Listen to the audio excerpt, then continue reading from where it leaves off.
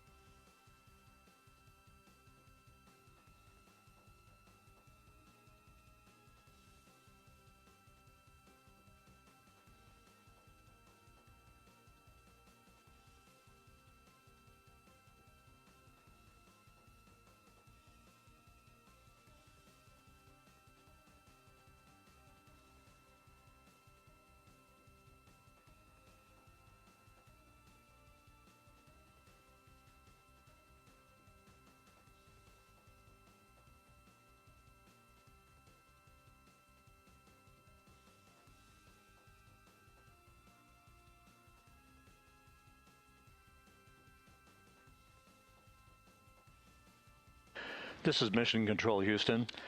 Once again, a great view of the planet Earth from Integrity from one of the solar array wing cameras.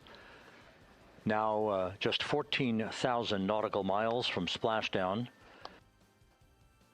Splashdown schedule for 7:07 and 8 seconds p.m. Central Time, 5:07 and 8 seconds p.m. Pacific Time.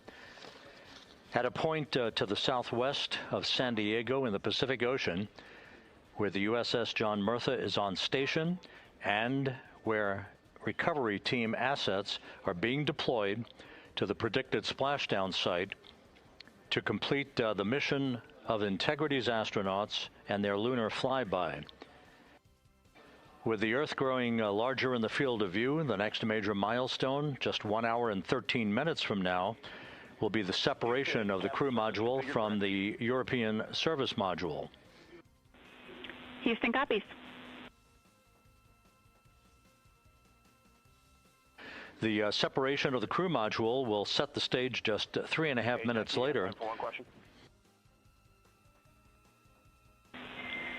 Go ahead. When I was looking at the BFS-SM SEP, it was the exact same time as our predicted SM SEP. Can you just confirm we don't need that to be a touch later?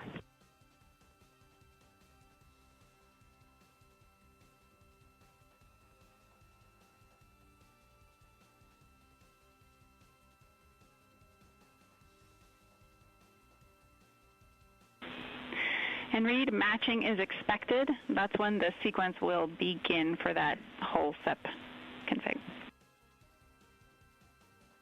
Outstanding. Thank you for the verification. Here in Mission Control in the Artemis Flight Control Room, Capcom Jackie Mahaffey confirming some of the timeline activities with Commander Reid Wiseman aboard the vehicle. The crew has suited up in its launch and entry suits, ready to begin the critical phase of this mission. Their homecoming to a high-speed entry and a parachute-assisted splashdown in the Pacific. Once again, the next major milestone, 1 hour, 11 minutes from now, the separation of the crew module from the European service module as Artemis's astronauts head home to complete this historic flight.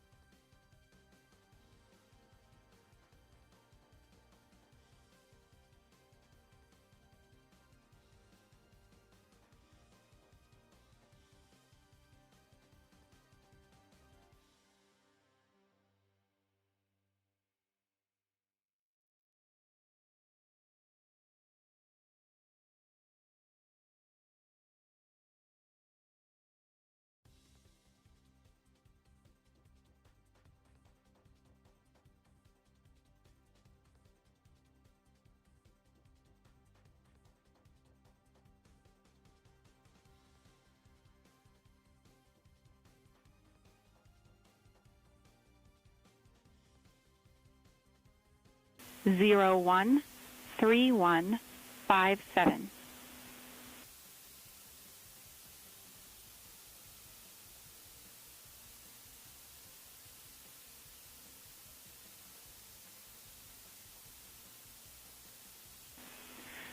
For descent and landing section, your backup heading direction will be 095. And for the landing site, a couple of changes to weather. First of all, in pressure, inches mercury, 29.95. That's 14.71 psi.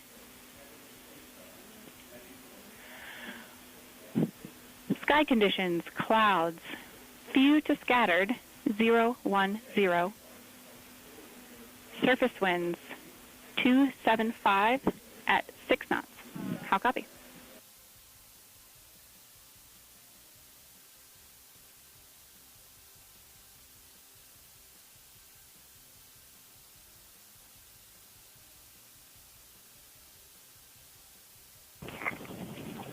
Jackie, we don't remember if the number is 06 or 08 for you, but we copy all on the entry pad.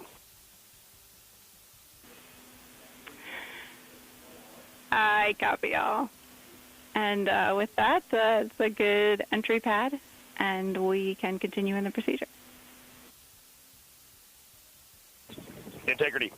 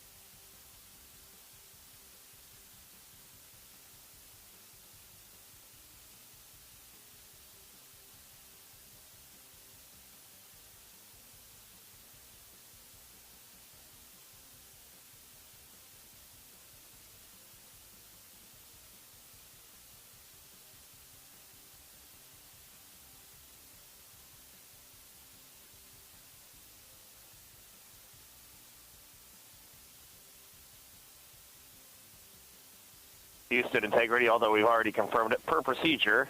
Instruction 115 of entry checklist. SM separation ATP is go. Houston copies. Christina and Jeremy are fully zipped and they're working on EBS and then seating up. We copy. Thanks for the status.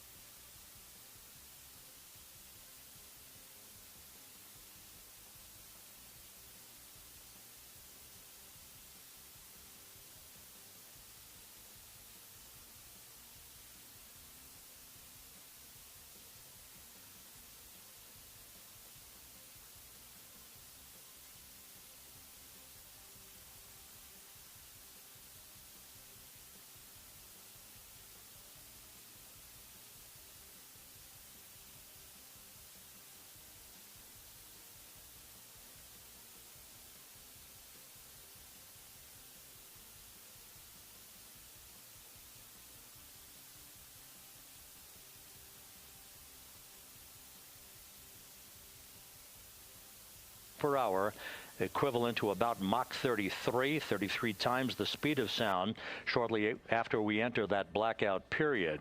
Once we exit the blackout period, of course, we're in the denser regions of the Earth's atmosphere, and then we get set up for the parachute deployment sequence. First, the deployment of 3 forward bay cover chutes that will pull essentially the top forward bay cover off the very top of the Integrity vehicle. That will be followed by the deployment of drogue chutes, and then the final deployment of a series of 3 main parachutes at 7:04 and 44 seconds p.m. Central Time. From that point on, it is about 3 minutes or so until splashdown. Splashdown scheduled at 7:07 and 8 seconds p.m. Central Time at a gentle speed of 19 miles an hour. So just to give you some perspective, at the time that we enter the Earth's atmosphere, we're traveling somewhere around Mach 32. We will splash down at a speed of about 19 miles an hour.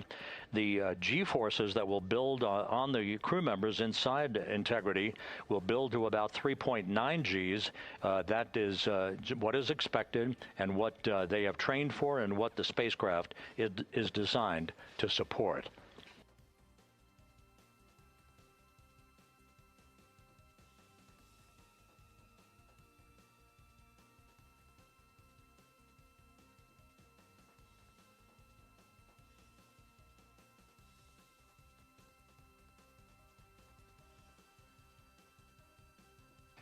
The latest weather forecast out in the recovery zone off the coast of San Diego is a GO forecast from our meteorologists here at the Spaceflight Meteorology Group at the Johnson Space Center. And standing by on the deck of the USS John Murtha is my colleague from the Kennedy Space Center, Megan Cruz. Megan?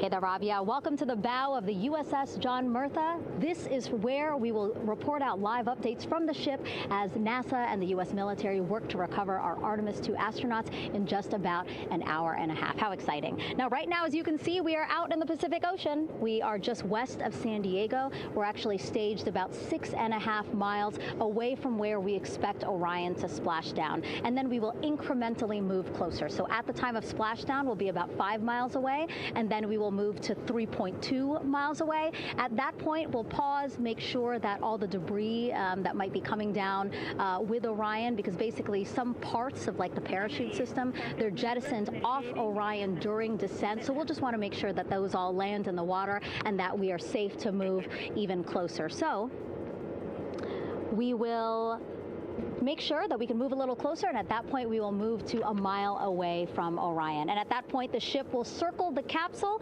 while NASA and Navy recovery forces work to get our astronauts out, and we should have great views of the bow from here. But also we have a ton of cameras all around the ship. For example, we actually have some cameras right to the left of me here on the bow. These are very strong, stabilized cameras. We can really get up close to make sure that we are sharing all the images we have available to you. We also will have some views from above. We actually have 5 planes providing live views of splashdown today. In fact, some of those aerial assets just took off from San Diego minutes ago. And then actually here on the flight deck, you see 4 helicopters, the 2 in the back. Those will take off in about 30 minutes from now, also with live cameras. So again, lots and lots of imagery that we hope to share with you today. And then those 2 helos in the front, those 2 will pluck the crew out of the water and fly them back to our ship. Now, the combined team here on the ship, more than 550 people, left San Diego 4 days ago, and since then I've watched different teams train every day, rehearse, final preps to make sure that they're ready for today. So to give us more of an update about how recovery is going on right now, why don't we turn over to Paul here, Paul Sierpinski. He is the Assistant Artemis Recovery Director. Great to have you here, Paul. Great to be here, thanks. Absolutely. So you just left the landing forces operations center here on the ship. How are we looking for recovery? Right now, it's looking great. When I left, they were just about to get into weather briefing with Mission Control Center in Houston, but listening to the loops this morning and everything that's been going on, the reentry trajectory correction burn, the return trajectory correction burn went great. They were right down the money, right on the money, right down the middle, where they should be coming back. Our forces here are team's out in the water. All our boats are launched or will be imminently. So yeah, it's just coming along great. Yeah. It's really nice to see. We did see some of those boats float behind us. We were hoping to give you a live view, but of course they floated right out of the camera shot as you came to us. But so basically the team right now here on the ship, basically like monitoring mode, but really things will pick up about 15 minutes after splashdown. Yeah, so a couple minutes before splashdown, things start happening really, really fast. Some events during the re-entry, they're maybe a second or two apart, and so it just takes a whole lot of effort and a lot of updates back and forth between us and Houston to try to keep track of everything that's happening, all in real time.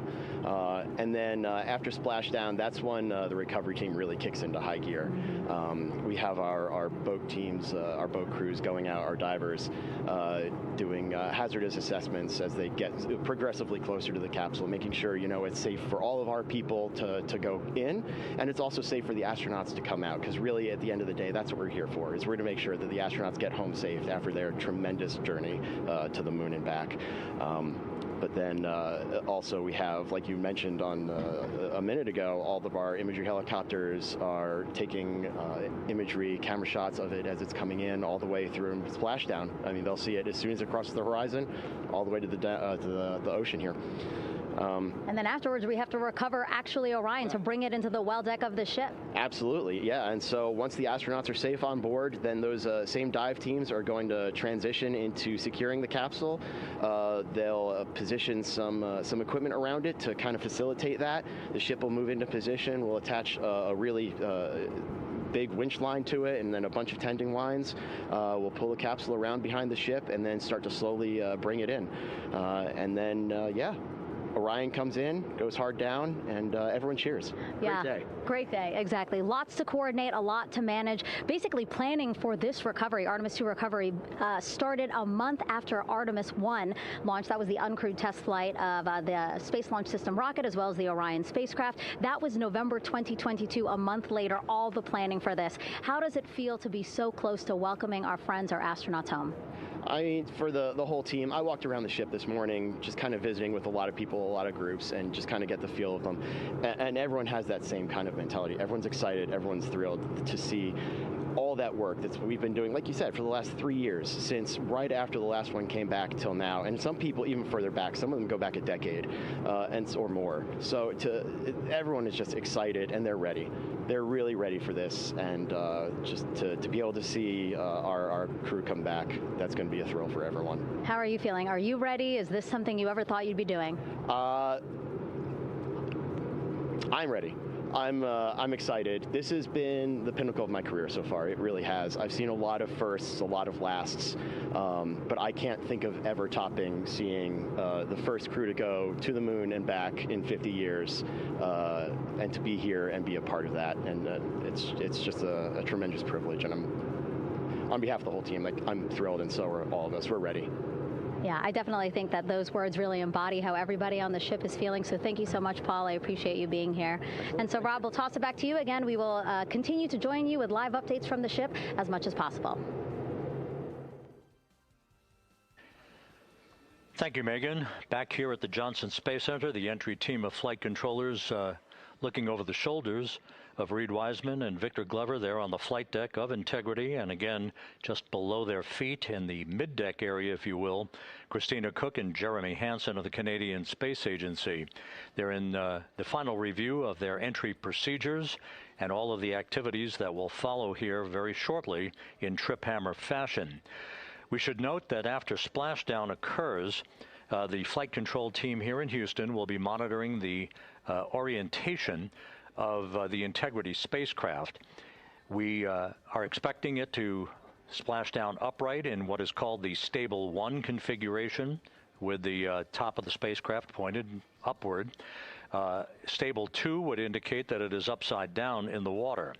Regardless of the orientation, there will be 5 inflatable airbags called the CMOOS system. That's the acronym for Crew Module Uprighting System. We are suit on complete.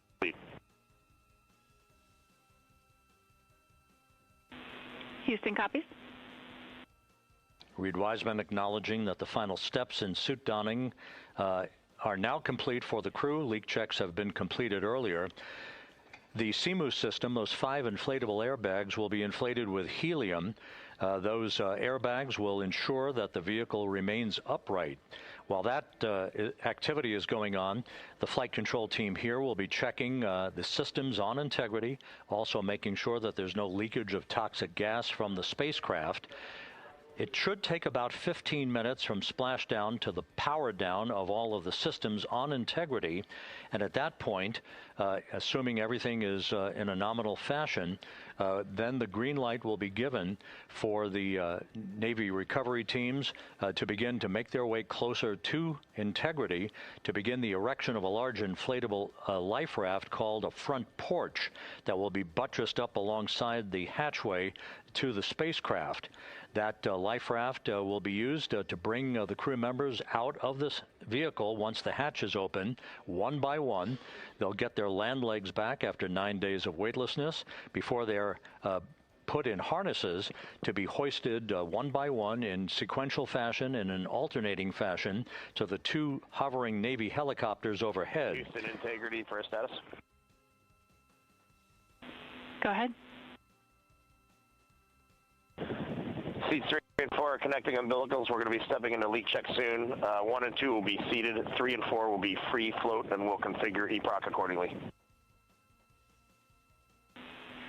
Houston, copies all. Reid Wiseman talking about the current procedures with the suiting of the crew members and subsequent leak checks, a final leak check for all 4 crew members. Everything is actually running a few minutes ahead of schedule. So once the life raft is inflated next to the Integrity spacecraft and the recovery teams have arrived alongside of the vehicle, the hatch will be open and the crew members will be brought outside into that front porch, as it is called, one by one. They then will be hoisted into the hovering helos overhead, and those helos then will turn around once the 4 crew members are on board, 2 for each helicopter, and will head back to the ship. That should be about a 10 to 15 minute transit. Once the helicopters land on the deck of the USS John Murtha, the crew members will be exiting those helicopters and brought into medical bay on the deck on the ship itself for comprehensive medical exams. They will spend a period of time yet to be determined on board the USS John Murtha before they are flown by helicopter to the shore in San Diego, to the San Diego Naval Air Station, and ultimately will board a NASA jet for the flight back to the Johnson Space Center here in Houston. Just to recap some of the key times that are coming up, we are expecting the separation of the crew module from the service module just 43 minutes from now. That is expected to occur at 6:33 p.m. Central Time, 7:33 p.m. Eastern Time.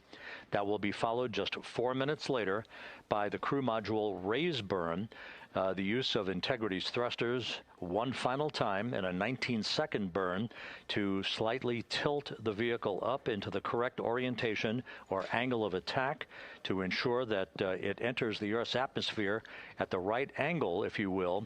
That will help deflect the buildup of heat against Integrity's heat shield. This was a deliberate move, a change in the procedures from the Artemis I mission that resulted in unexpected char loss on the Avcoat heat shield that had not been intended based on the entry trajectory for the Artemis I mission. What we're doing is we deliberately changed the trajectory of the entry from a skip entry that was about a 3,000-mile transit across the Pacific Ocean. We are expecting now from entry interface to the point of splashdown to have a range of just 1,701 nautical miles, and that in of itself will reduce the exposure time of heating on the heat shield of the spacecraft. Once the raise burn is complete, then the stage is set for entry interface at 6:53 and 31 seconds p.m. Central Time. That means that Integrity will be entering the Earth's atmosphere at an altitude of 400,000 feet, traveling at about 34,882 feet per second, heading for its splashdown site off the coast of San Diego, as you just heard from Megan Cruz on the deck of the USS John Murtha. Splashdown once again under those 3 main parachutes is expected at 7:07 and 8 seconds p.m. Central Time, 5:07 p.m. Pacific Time, 2.5 hours before sunset. The actual total distance traveled for integrity from launch to splashdown is estimated at 694,481 statute miles. Now that includes the first high elliptical Earth orbit following launch that enabled integrity to move to 43,000 miles above the Earth at its apogee, and enabling a 24-hour period of systems checkouts before the flight control team here and the mission management team gave approval for integrity to conduct its translunar injection that propelled it on its way to the moon and its historic lunar flyby. So the total distance we expect this vehicle to have traveled at splashdown, 694,481 statute miles.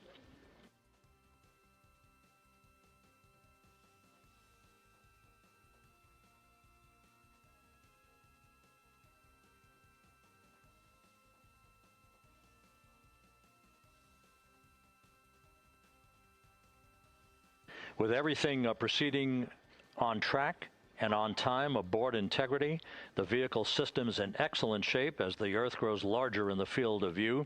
Let's go back to the USS John Murtha and Megan Cruz, who is standing by.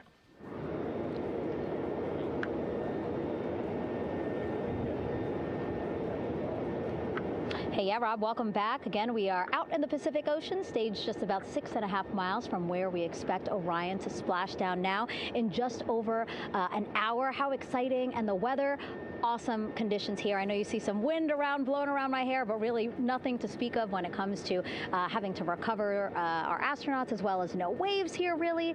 So yeah, we're expecting a really great day. Also, hopefully, some really great views. You can see behind me that some of the clouds are starting to break up, so that's really exciting. And now, of course, this ship has a lot of people ready and excited to welcome our crew back home, including Dr. Rick Schuring here. He is a NASA flight surgeon. Great to have you here, Rick. You too, Megan. It is a blessing to be out here this day with our teams. We've trained 3 years for this nonstop with the U.S. Navy and along with EGS, and we've so looked forward to this day. And you know, just by God's grace, everything's parting, the skies and everything. The crew's doing great. Looking forward to coming back, and our teams are ready. So this is one of those days you've dreamt about, and now it's finally here, and we're ready, and just thankful to be a part of it. Yeah, and you play a really integral role. When was the last time you spoke to the crew, and how are they feeling in this last hour before splashdown? Sure. Yeah, so the crew woke up. When they splashed down, they were woken up about 8.5 hours ago. Me and my fellow crew surgeons, Doctors Chris Hansen, Rafi Kumjian from this Canadian Space Agency, spoke with them about 6.5 hours ago, just to double check on how they were doing, if there's any medical issues, you know, how they slept, and then kind of go over their landing day protocol for their medications, for what we call a fluid load, to try to replace some of the fluid and electrolytes that they've lost with just a normal space adaptation. Once they got to space, they kind of have to replace some of that fluid to help them with the whole landing kind of readaptation to 1G, which they haven't done for the last 10 days. And then just kind of let them know how things are going to play out, you know, out with the open water teams all the way until we finally get to the med deck. So they were very pumped up, very hurried though. They had a lot of cabin configuration, a lot of things to get ready. So they're excited, but also very focused on the job that they had to do. So like again, we've trained a long time for this, and we're ready. And you said some medications. I mean, those are kind of just to mitigate the effects of, obviously, their more than 695,000 mile journey back to Earth. It's just like anti-nausea medication, right? Yeah, exactly, Megan. The you know, astronauts are very healthy, fortunately, and even when they come back in reentry, you know, the human system is very kind of dynamic. It has to readapt very quickly, and one of the most common responses they get is just some stomach awareness, to some nausea, even to some vomiting. And you know, with our crews that land out in Karagana, the Soyuz crews or our SpaceX crews, you know, they all kind of experience the same thing. This will be the first time we're landing in water since December 1972, and I worked with all the Apollo astronauts years ago, and they all told me that, you know, landing in the water, especially in the Pacific, can be very provocative. So we take steps to give them medicines to really mitigate some of that nausea, vomiting, help them feel a little bit better, and also sometimes just use a little anti-inflammatory medicine just to help with coming back to 1 Earth, or 1G. The effects of microgravity, especially as you age and you have a little arthritis, you feel great in microgravity, and everyone kind of curses coming back to the ground like, oh dang, 1G, but so that helps a little bit. But for the most part, the main thing is just replacing that fluid and then trying to help them with that transition back to 1G, and then we're ready to go. Yeah, and their health is assessed almost immediately after they splash down. Yeah, so we have Dr. Jesse Wang, and we have our independent duty corpsmen, who are the Navy version of paramedics, extremely highly trained, highly experienced Navy medics and divers who will go out there, open the capsule about 25, 28 minutes after splashdown and do the first initial assessment. So Jesse and his team will go out there and look at each crew, kind of do their assessments, get vital signs, report back to Drs. Hansen, Kumji, and I back in the med bay, let them know how they're doing, and then you know, if they've got the normal kind of space adaptation kind of things, we expect that. They're good to go on that. If anything, you know, didn't go the way we want, they're all prepared for that as well. And Jesse and his team, I mean, you know, this is their full-time job, taking care of, you know, sailors and folks who might be injured. We don't expect any injuries, but coming back, you know, going 25,000 miles an hour down to, you know, 20, you know, miles an hour is still a dynamic process. I've heard it described as, you know, kind of like a car crash. And then the crew will be ready to go, and Jesse and his team will make that transition to get them out to the front porch, do assessments on them again, call it to our med bay, and then once we have that and they're all good to go and the crew's feeling okay, we'll hoist them up in the helos. It's about a 3-minute flight back to the flight deck, and that's where me and the astronaut chief, Scott Tingle, will actually meet them. I'll get eyes on them, make sure they're all good, just take very slow transitions, and then one by one we'll either get them out with the SMTs, the SAR med techs, under each arm, just, you know, kind of just walk them very slowly to med bay, which actually helps them acclimate back to 1G. Or if they really don't have their sea legs back yet, then we might put them in what we call a stair chair, which will be right behind them, and then just very slowly kind of get them back into med bay to start our full assessments with the team. Yeah, so a really great team here to support them as soon as they get back, and also all throughout the mission, of course. You talked a little bit about this, but obviously, you know, we have seen astronauts return from the International Space Station for over 25 years, so we kind of know that that journey, how it affects the body. But yes, we're talking about humans returning from the moon for the first time since 1972. How is this different from your perspective?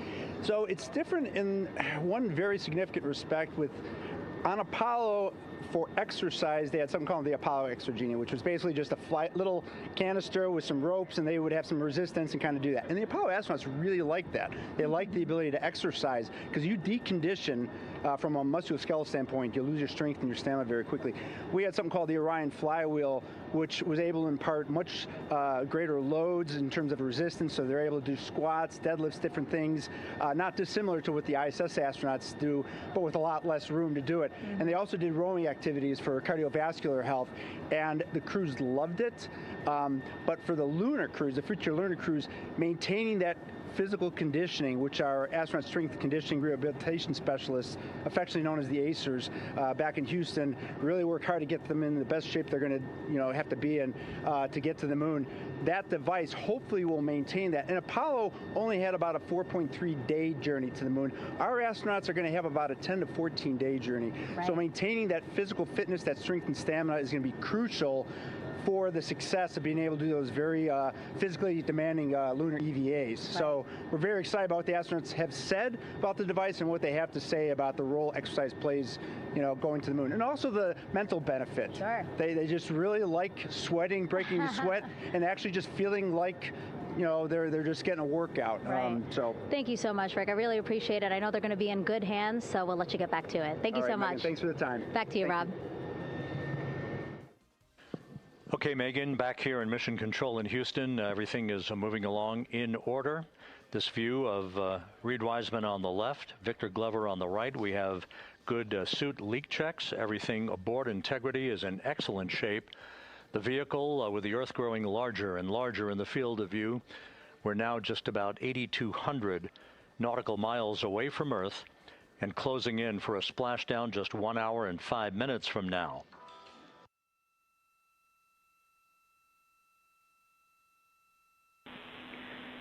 Integrity, just under a minute till your GPS maneuver initiates, and both GPS units look eager to acquire. Outstanding. Seats 3 and 4 are working on seat strap in now. Houston copies. Once again, as we start to close in on some of the major milestones, the first one coming up in just 31 minutes. And Integrity, just confirming the LCG gas trap was able to be closed out. Affirmative. Copy. Crew module, service module separation scheduled just 31 minutes from now. The key point of interest, of course, will be the performance of Integrity's heat shield during its high-speed entry back into Earth and the peak heating that is expected around the spacecraft of some 4,000 to 5,000 degrees Fahrenheit. On Artemis I, as I think most folks know by now, we flew a trajectory known as a skip entry, in which we performed an initial dip into the atmosphere to bleed off some energy. Then we skipped out of the atmosphere and dipped back into the atmosphere before splashing down in the Pacific. But after the mission was over with, we noticed unexpected liberation of some of the charring effects on the heat shield known as AVCOAT. Before the flight, we had an opportunity to sit down and talk with Entry Flight Director Rick Henfling to get a perspective on what this all means and how the mission was redesigned to try to protect Integrity's heat shield to a higher extent. Let's take a look at that interview. Returning from the moon is a lot different than deorbiting from low Earth orbit. When we return from the moon, we expect to achieve velocities upwards of 36,000 feet per second. And in order to slow down to a nice, graceful splashdown in the Pacific Ocean, the flight crew is going to experience between 3 and 4 times the force of Earth's gravity. On Artemis I, pressure buildup inside the char layer of the heat shield resulted in the char losses we saw. NASA established a Tiger team whose job was to investigate the cause of the problem and then make recommendations on how to fly the Artemis II mission safely and successfully. And so for Artemis II, we are going to fly a profile that ensures the spacecraft will not see that same type of pressure profile. And so the char losses seen on Artemis II will not be like the ones that we saw on Artemis I.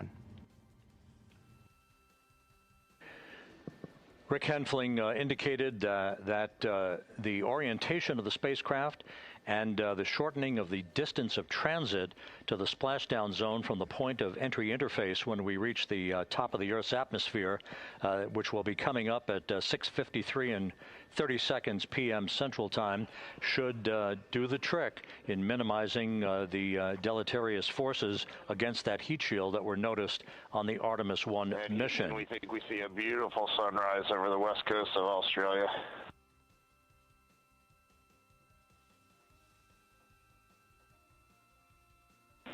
We copy.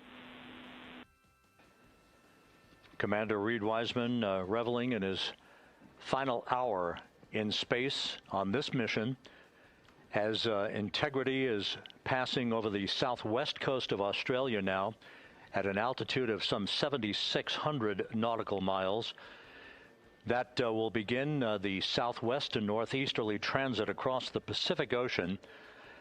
Let's talk a little bit more about some of the highlights and some of the numbers associated with the points of interest here.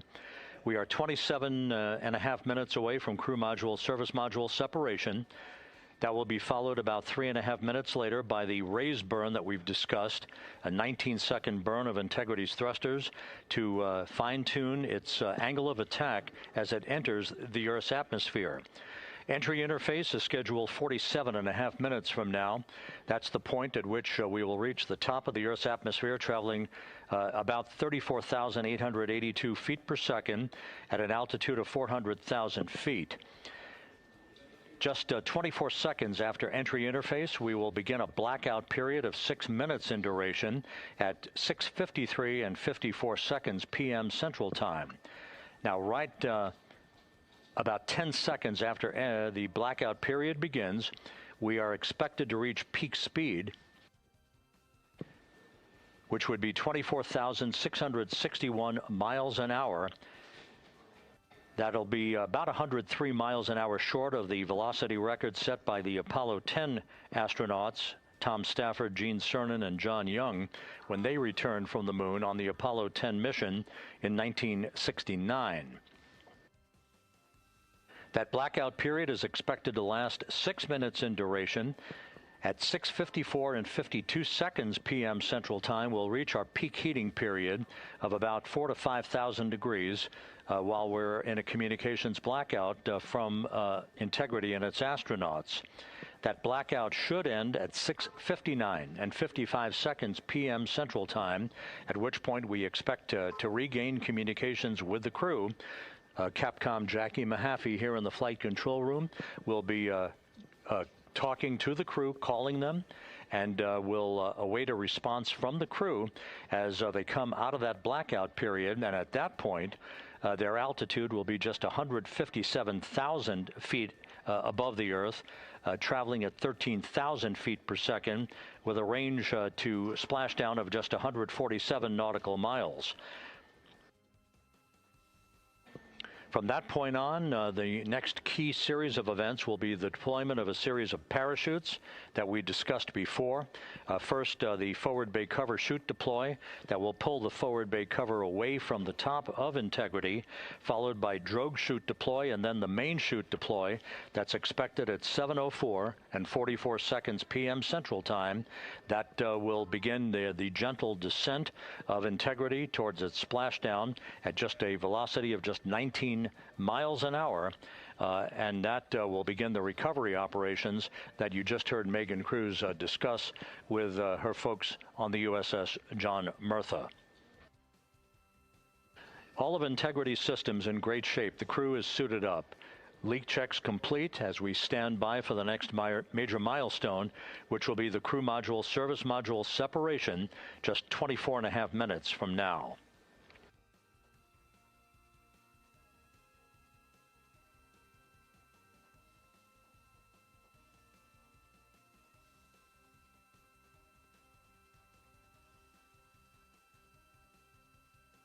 All of the activities from the start of entry interface to the point of splashdown will be quite rapid fire, just 13.5 minutes from the point at which we begin descent into the Earth's atmosphere till splashdown. And just to show you, as Rick Shearing, the flight surgeon, alluded to in his interview with Megan Cruz, all of this happens to decelerate the vehicle from traveling around Mach 33 to just 19 miles an hour at splashdown. All of that happening in just 13.5 minutes. But the vehicle and the parachutes are all designed to support all of that, so we'll be standing by to report all that to you in sequential fashion as these milestones are ticked off and as we hear from the crew during its entry back into the Earth's atmosphere, and ultimately when they emerge from the blackout period, and at that point we'll be just minutes away from splashdown.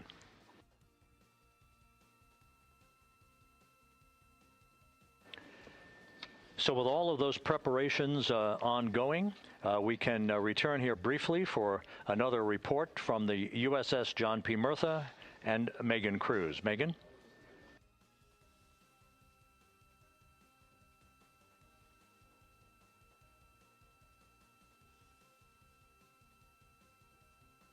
And we'll regain that communication with the USS John P. Murtha just momentarily. In the meantime, everything is on track aboard Integrity, the flight control team here in Houston, led by Entry Flight Director Rick Henfling. The voice you will hear talking to the crew is that of Jackie Mahaffey. She will be reporting everything to the crew and receiving their reports as they enter the Earth's atmosphere for their 13.5-minute plunge back into the atmosphere for splashdown off the coast of San Diego. Now we have the ship back with us and Megan Cruz aboard the USS John P. Murtha. Megan? 11 balloon, right?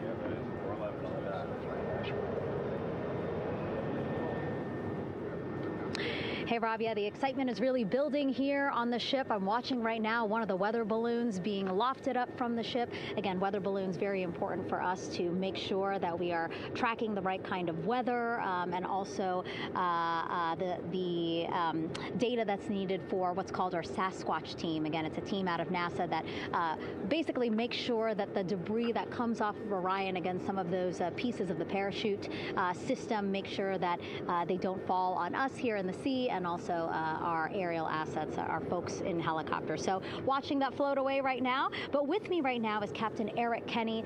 He's the commanding officer of the John P. Murtha naval ship. Thank you so much for being here. There are so many moving parts that you have to keep an eye on. That's absolutely right, yeah. But first of all, on behalf of the crew of USS John P. Murtha, Megan, thanks for having me on today. Happy to tell you what we're doing and excited to get the interview started. Yeah, absolutely. Why don't we actually take a look at the flight deck here? We'll start there. Basically, we also, while watching this weather balloon float away, we noticed all 4 helicopters leave the flight deck. We now have an empty flight deck. We had 2 imagery helos as well as the 2 crew helicopters that will go recover the crew. This is just one of the many things that, again, our ship of 550 people, it's something that you oversee as commanding officer. Yeah, absolutely. Every commanding officer, I would say really every naval service member, our priority is always safety.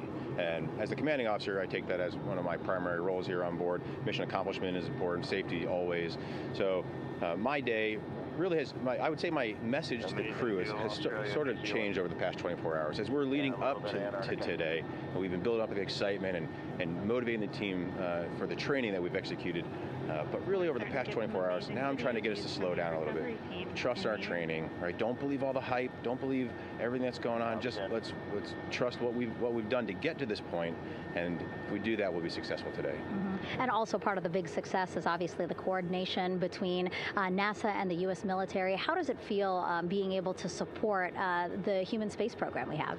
Yeah, I mean, since 1959 with Mercury, Gemini, Apollo, the history between NASA and the Navy has been in lockstep. But like any other skill, if you don't practice it regularly, that skill atrophies. So we've had a few decades off from that. But, over the past 4 or 5 years, really with this ship over the past year, we've constantly trained and working for this moment right here. Building up the hype, but to get to this point today, to be able to trust in all the training we've done. We've worked with, working with NASA, the Air Force, the medical team, dive team.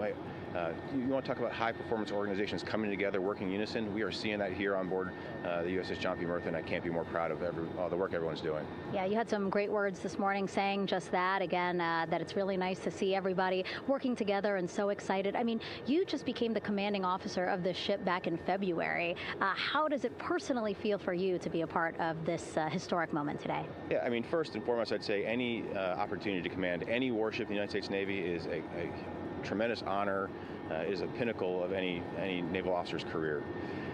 That being said, as my change of command was approaching, and I realized that Artemis was going to be in the window here, to say that I'm humbled and honored to be here is an understatement.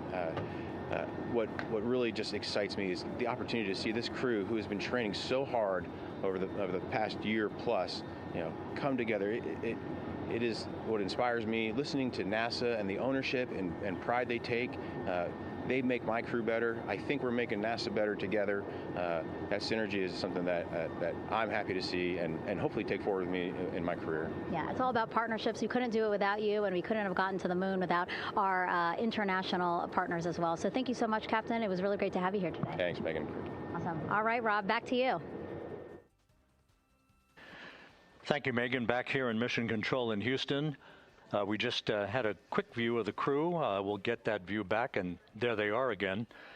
Here in Mission Control, the entry team of flight controllers led by Rick Henfling and Jackie Mahaffey serving as the spacecraft communicator.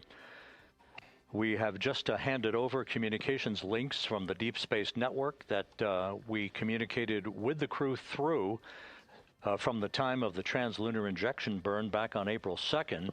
We've just handed back to the Tracking and Data Relay satellite system as we prepare for the crew module service module separation that will take place just 17 minutes from now. With the Earth looming in front of Integrity as it barrels back for a splashdown of the Pacific just 50 minutes from now, We're just 5,700 nautical miles from splashdown. Just one other quick note about the comparison from the Artemis I entry profile to the Artemis II entry profile, and how that is serving as a extra layer of protection for Integrity's heat shield. The Artemis I entry had an entry range of some 3,178 nautical miles, a very long downtrack, and a very longer period of exposure to heat loads than we're experiencing tonight. It also had that skip entry profile that we discussed earlier, dipping into the Earth's atmosphere, then back out, then back in. It was about 20 minutes of exposure. Integrity, Houston, comm check on TDRS. Jackie, we have it loud and clear on TDRS. We have you the same. And there's one of the weather balloons being deployed from the USS John P. Murtha.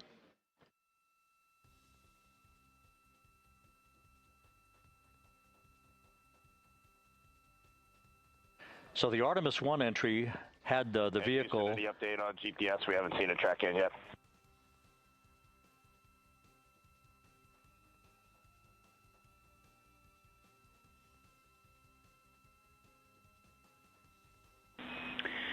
Reid, we are watching. We are starting to get into the window where they may start acquiring, so should be within the next 10 minutes. Okay, sounds good. We're holding at step 17 and getting ready for CMRCS hot fire.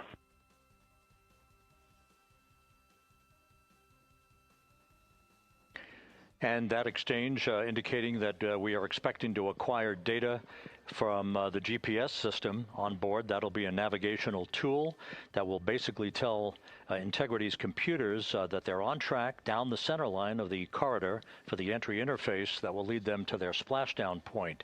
Once again, the Artemis I entry exposed the heat shield for about 20 minutes of peak heating. For Artemis II, we're going to reach a downtrack distance of 1,701 nautical miles from the point of entry interface, with just 14 minutes of duration, and it's basically a different angle of attack, a little bit steeper angle of attack that will protect the heat shield from excessive heat loads. So that is the difference between Artemis I and Artemis II, all designed into this mission to gather data, to protect the heat shield, since the Artemis III mission and beyond will have a different designed heat shield that will allow that skip entry type of profile to be resumed for all of the future missions coming back from the south pole of the moon when we initiate lunar landings. So we've handed over to the Tracking and Data Relay Satellite System. That's where we'll have communications for the rest of the flight.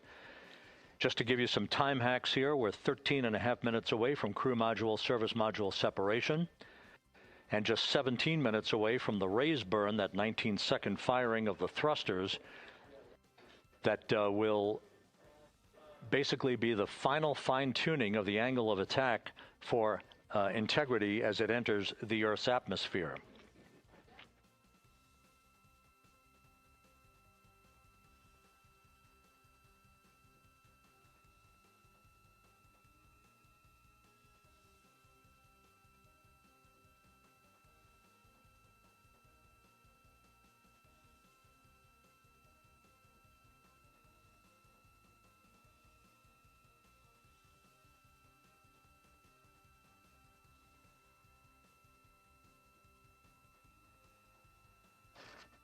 And once again, a dueling box view of some of the assets that are involved in recovery operations today. The Integrity, cabin configured, all crew suited and seated. Houston, copies.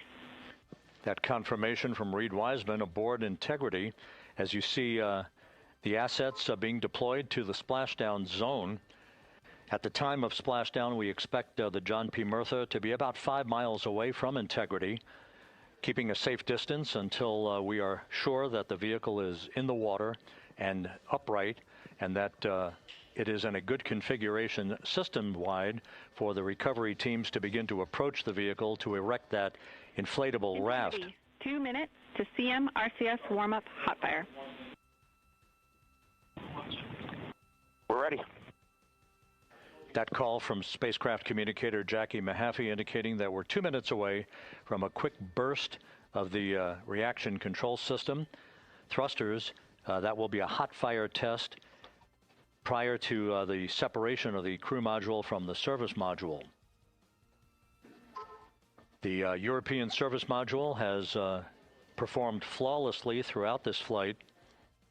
Everything, all the burns that had been prescribed for that service module have been executed on time and without a problem. There is the European flight control room that has overseen the manufacturing, the design of the European service module. They deserve quite a bit of credit on this mission for not only propelling the Integrity and its astronauts toward the moon, but also conducting the fine-tuning of its trajectory to bring it to this point where we are dead spot on down the middle of the corridor trajectory-wise to bring Integrity down for its splashdown in the Pacific just 44 minutes from now.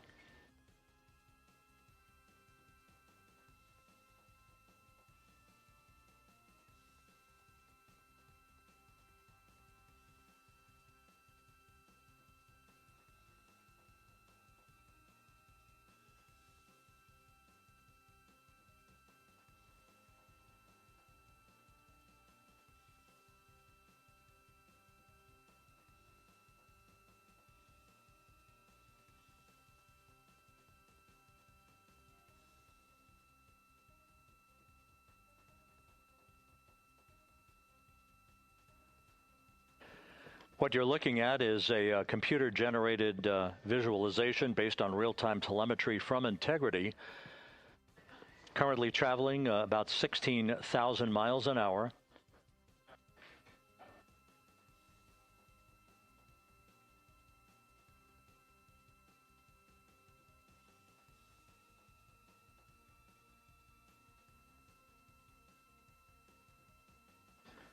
Integrity traveling about 16,000 miles an hour. For the prop cautions, we're taking a look. Copy that. Now just about 5,100 miles from Earth. Splashdown scheduled 43 minutes from now. We're just 9.5 minutes away from the crew module service module separation.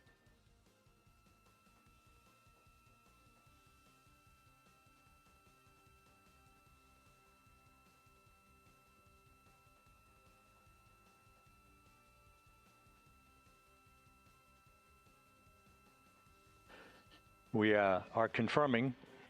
Integrity, we are assessing details, but so far looks like a good hot fire. Looks good on board, Jackie. Thank you.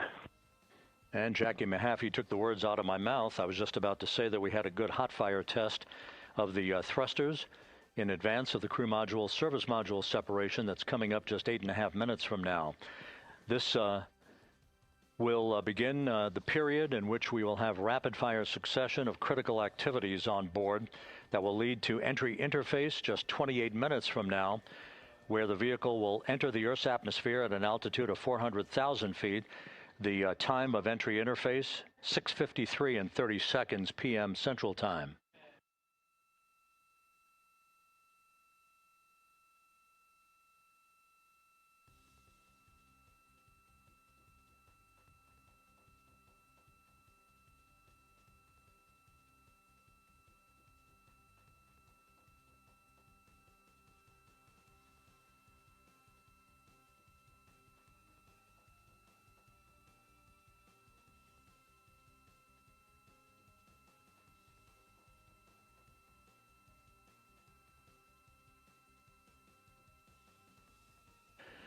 Integrity's astronauts were awakened at mid-morning to begin their entry preparations. And propulsion officer now reports a good hot fire test in preparation for the crew module service module separation.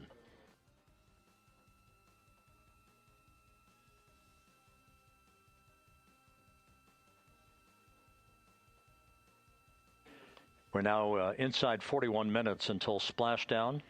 Integrity Houston, we have confirmed a good CMRCS hot fire. And although we are not seeing GPS acquired yet, you can skip the troubleshooting steps in 157 for now. Integrity copies.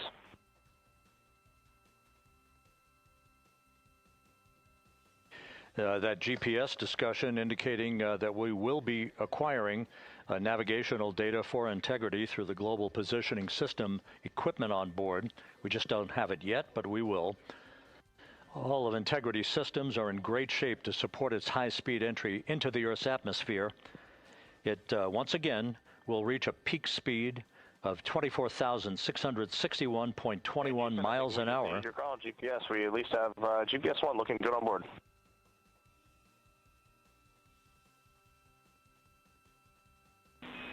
We are confirming.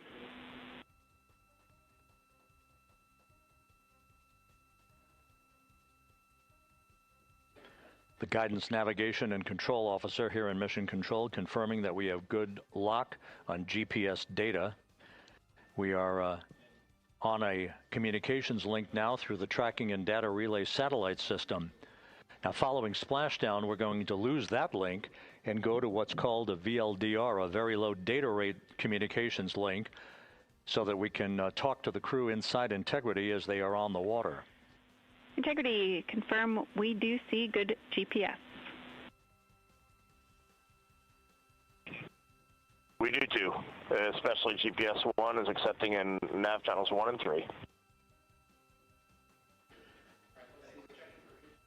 That GPS data is basically telling Integrity's onboard computers its position relative to the Earth, but its trajectory and its orientation according to flight dynamics and the Guidance, Navigation, and Control Officer is spot on. We have now armed the pyros for the crew module service module separation coming up less than 5 minutes from now.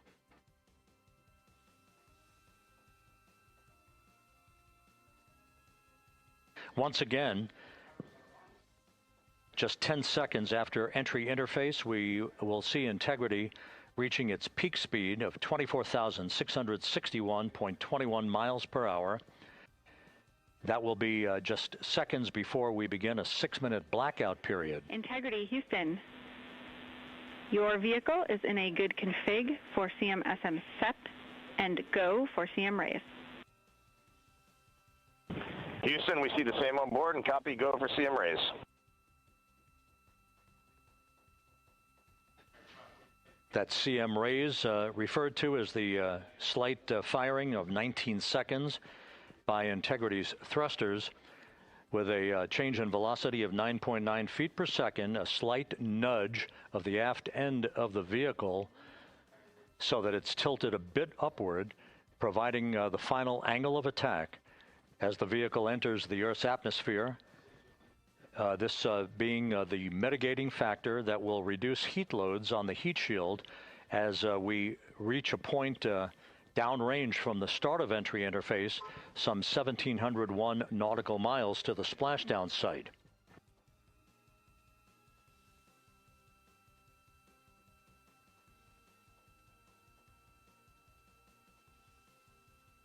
Integrity systems in excellent shape. We are currently 3,300 nautical miles left in this mission. Splashdown scheduled 36 minutes, 39 seconds from now.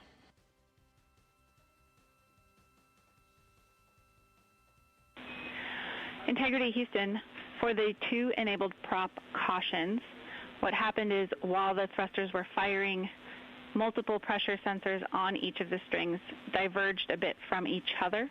Those limits look to be set pretty tight. We think it could happen again when the thrusters fire in the future, so we are going to suppress those messages.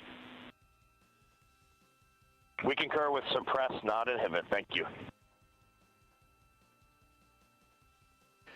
That exchange between Jackie Mahaffey, our Capcom for tonight, and Reid Wiseman aboard Integrity, indicating basically to ignore sensor data. All of Integrity's systems are in good shape.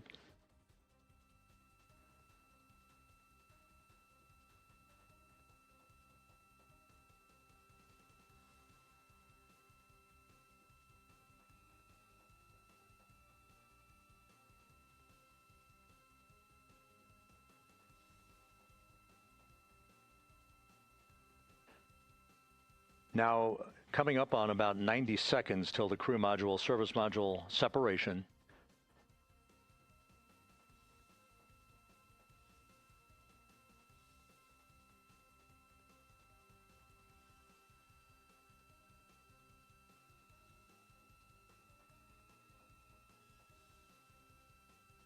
All quiet here in Mission Control as we enter the most critical phase of the completion of this flight.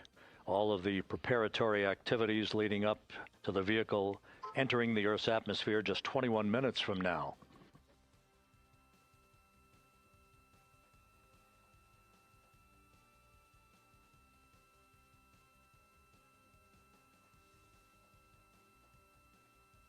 Coming up on 1 minute.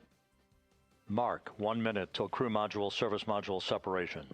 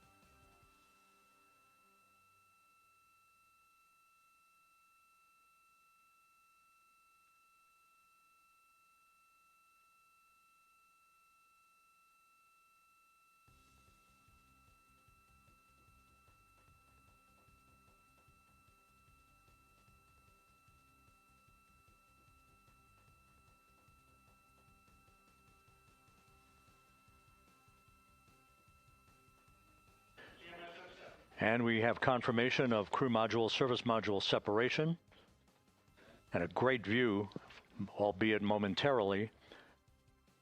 Houston, good step on board. Houston copies and concurs. The European service module now separated from Integrity, a job well done. Integrity, no action for the 4 CDH cautions. Those are SM related, not applicable. Integrity.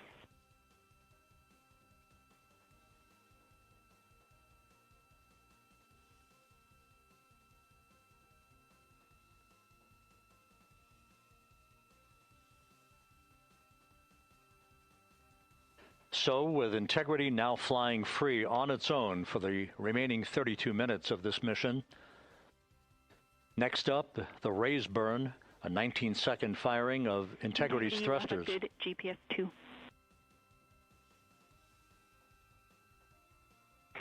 Integrity copies, good GPS 2.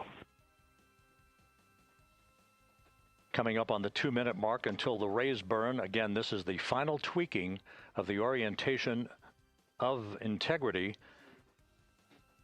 to put it in the right angle, if you will, the angle of attack that it will fly in during its entrance into the Earth's atmosphere. Entry interface now just 18 minutes, 25 seconds away. This is a visualization, but driven by real-time telemetry. This is the maneuvering of Integrity to the raise burn orientation. Just 2,800 miles from Earth.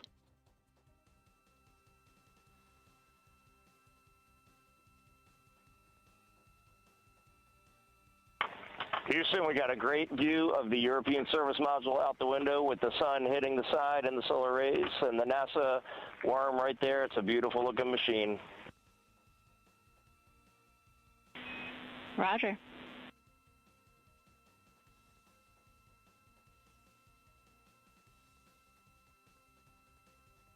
And we have completed the maneuver to the raise burn orientation, 1 minute away from the raise burn.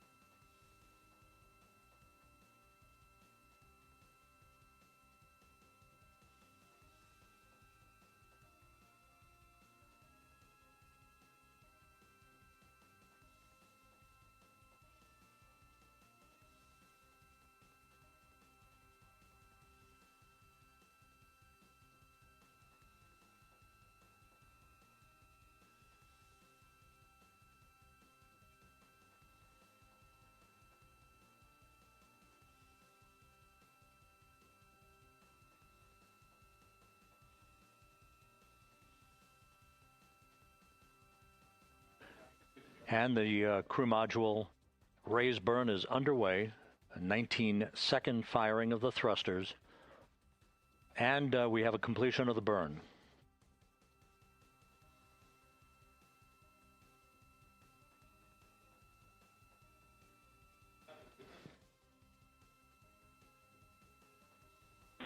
Integrity, good. CM raise burn. Your flight path angle is within limits.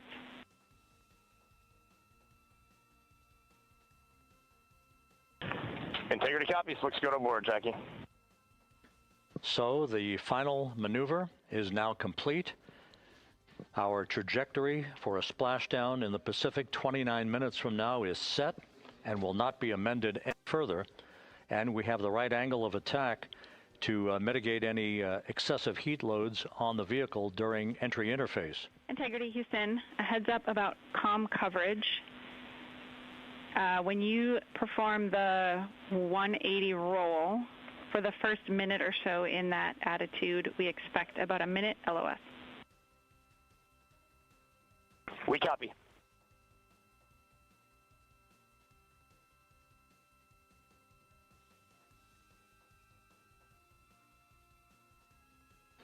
So for those who are watching the series of events coming up, we will enter the first traces of Earth's atmosphere 14 minutes, 45 seconds from now. 6:53 and 30 seconds is what is pegged for entry interface at an altitude of 400,000 feet, traveling at approximately 34,800 feet per second, range to touchdown or splashdown 1,701 nautical miles. 24 seconds after entry interface, we will enter a 6-minute blackout period in which we will lose communications with the crew. This is expected due to the buildup of plasma around the vehicle. That's an ionization effect due to the collision, if you will, of the velocity of the spacecraft with the friction of the Earth's atmosphere. That 6-minute blackout is expected to begin at 6:53 and 54 seconds p.m. Central Time. During that period of time, we will reach our peak speed of 24,661 miles per hour. That comes just short, based on unofficial data from the flight dynamics officer right now, will come just short of the velocity record set by Apollo 10 of 24,791 miles per hour in 1969. We expect peak heating on the vehicle at 6:54 and 52 seconds p.m. Central Time, a minute and 22 seconds into entry interface. At that point, we will be just 204,000 feet above the Earth, traveling at 33,000 feet per second. The blackout period is expected to last 6 minutes. We expect that blackout period to end at 6:59 and 55 seconds p.m. Central Time. From the end of the blackout period until splashdown, it is just 7 minutes, at which point we'll start deploying the series of parachutes to slow integrity down to an ultimate splashdown velocity of just 19 miles an hour. We see the same, waiting for the 180 rolls.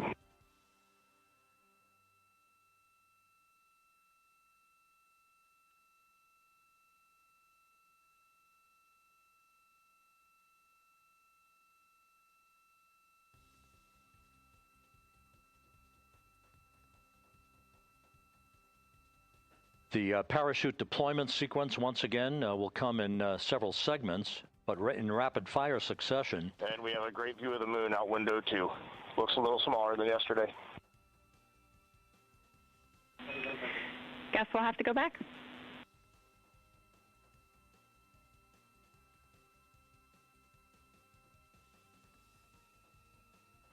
Reid Wiseman and Jackie Mahaffey exchanging discussion on a view of the moon that Integrity's astronauts are seeing in the final minutes of this mission that will be completed with splashdown just 25 minutes from now. 3 forward bay cover parachutes will be used to pull the forward bay cover off the top of the vehicle. Then 2 drogue parachutes will be deployed to slow and stabilize the crew module during its descent, followed by 3 pilot parachutes that will lift and deploy the main parachutes from the forward bay. The final sequence will have 3 main parachutes deployed. These will be 116 feet in diameter, each main parachute approximately 265 feet long when reefed. The parachutes will ultimately slow Integrity down from its peak speed of almost 33 times the speed of sound to a gentle 19 miles an hour at splashdown.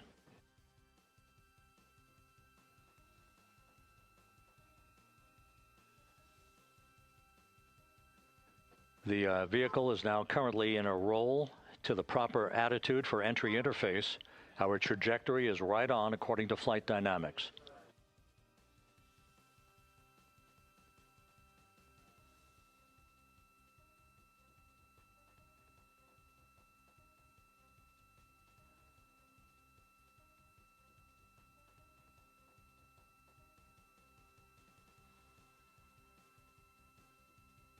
Integrity is on a trajectory from southwest and northeast across the Pacific Ocean, descending at a rate of 15,000 feet per second.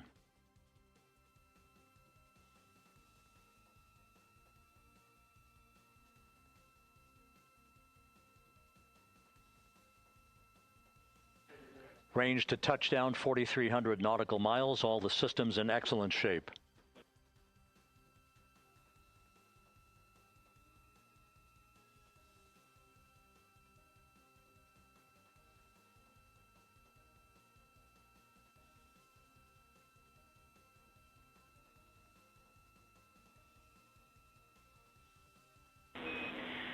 Integrity, Orion in the EI roll 180 attitude. Looks good on board, Jackie.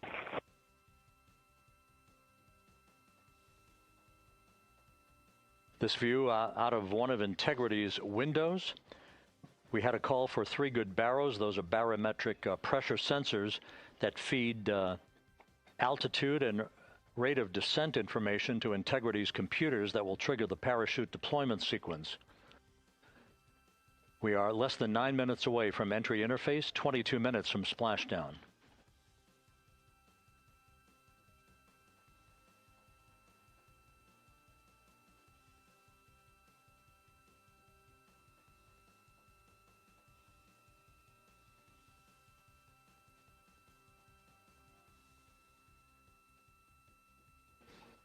You can see the reflection of one of the crew members in the window.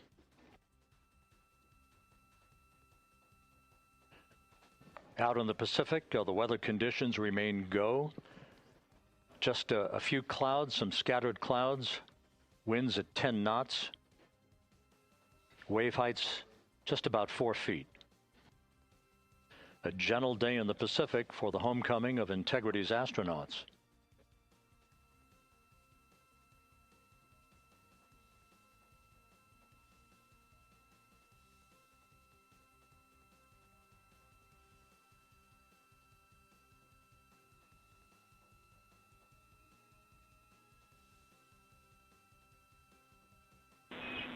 Integrity back in EI attitude.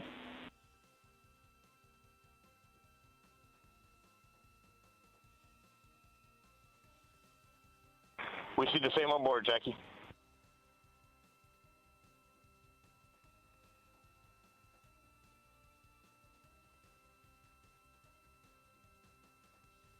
Houston, purge is complete. Crew and vehicle are configured for entry. Houston copies. And we're in step 37, transferring nav state to BFS.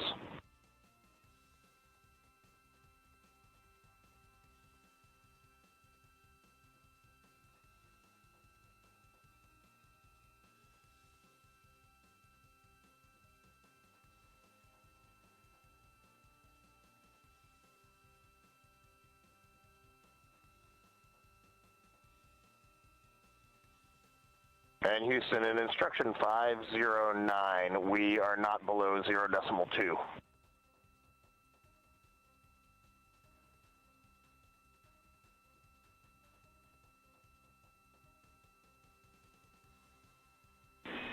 Integrity, no action required. Integrity.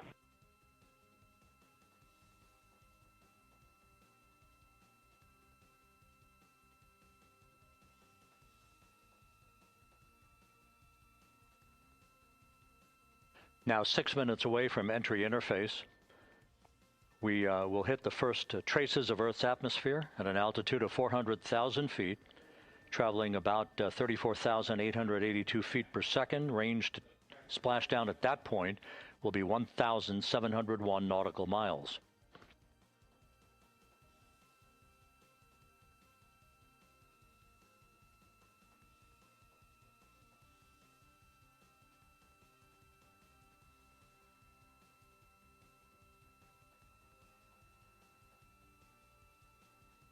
And once again, just a reminder, some 24 seconds after entry interface, we do expect to lose communications with the vehicle and the crew during a 6-minute blackout period when a plasma shield will build up around the spacecraft due to the ionization, due to heating effects.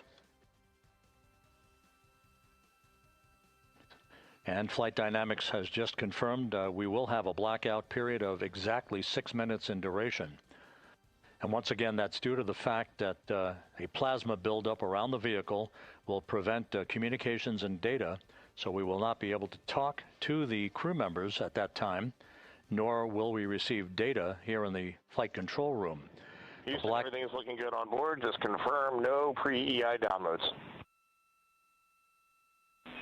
Houston concurs.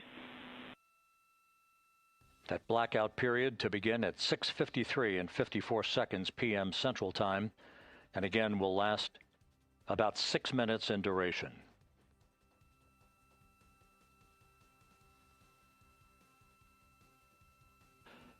We're 4 minutes away from entry interface.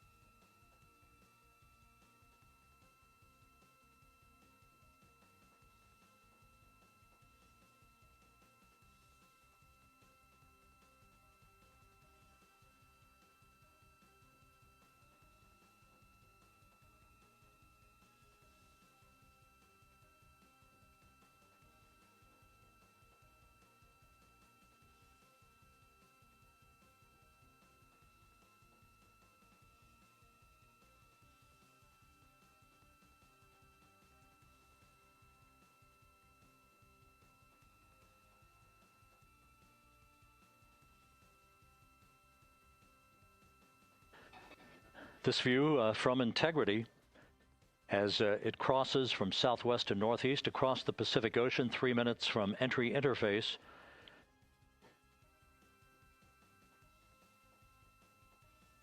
"16.5 minutes till splashdown."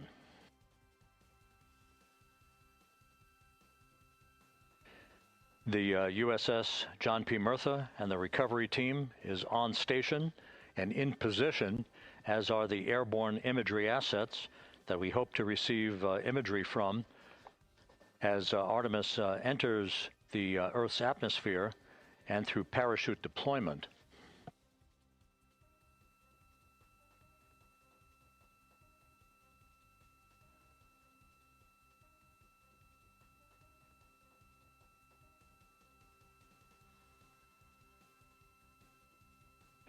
All of Integrity's systems are in great shape. The crew is ready to complete its mission just 15.5 minutes from now. All of the activities today have gone off in perfect fashion. No issues with the vehicle, no issues with the crew. And the weather at the splashdown site is go.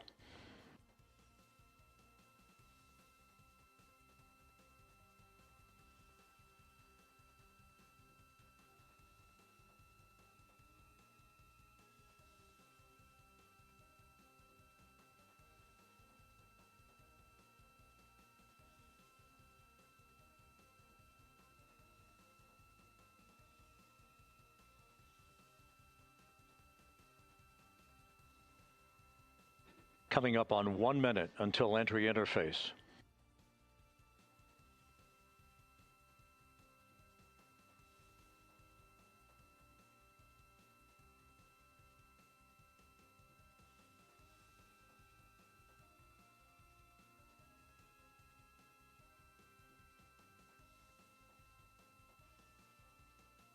Mark, 1 minute until entry interface. 1 minute, 20 seconds until the expected start of our 6-minute blackout. Integrity, 1 minute to a 6-minute blackout. Integrity.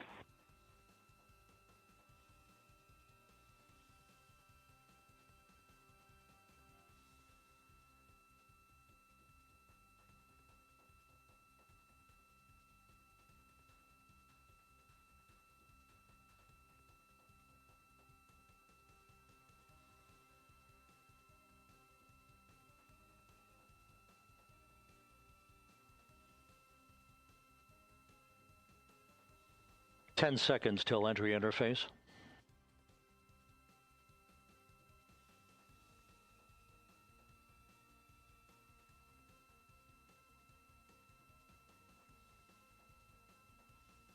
And we have crossed the threshold, now entering the Earth's atmosphere. We're at 400,000 feet, traveling 34,800 feet per second.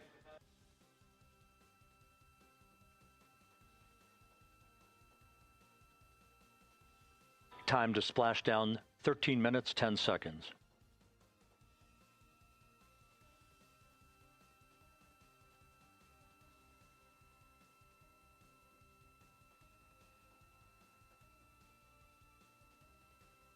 And as predicted, we've entered our communications blackout. This will be a 6-minute blackout period. No voice, no data from the crew.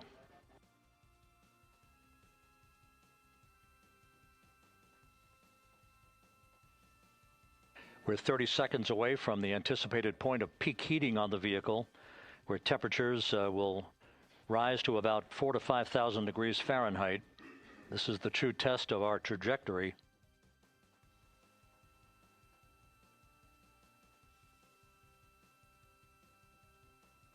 And from the G5 aircraft in the vicinity of the splashdown zone, this view of integrity.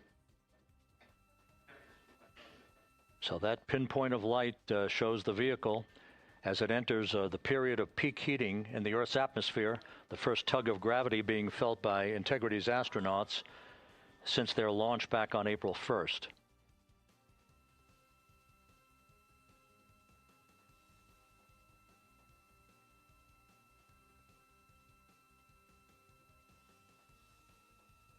Four and a half minutes until the end of the blackout period. Time to splash down, 11 minutes, 33 seconds.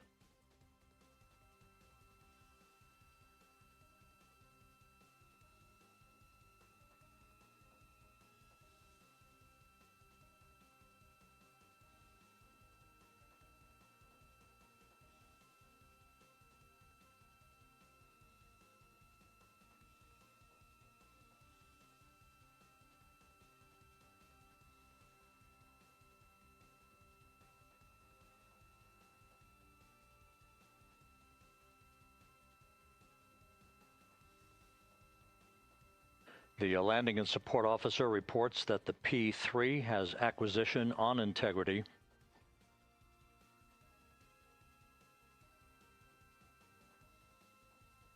Three and a half minutes left in this blackout period.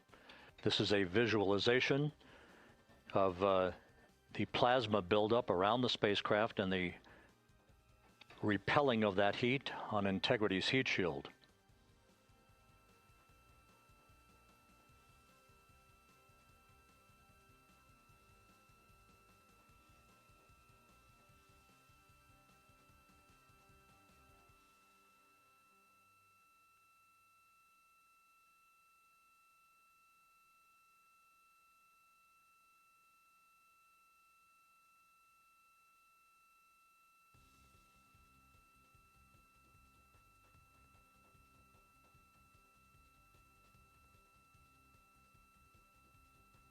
Flight Dynamics reports that airborne assets in the vicinity of the splashdown zone do have a visual on Integrity.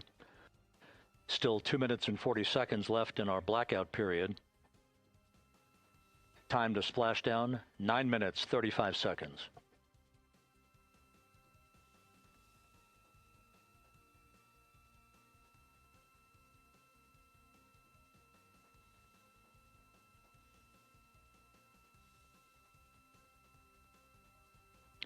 Multiple airborne assets as part of the recovery team all have visuals on integrity.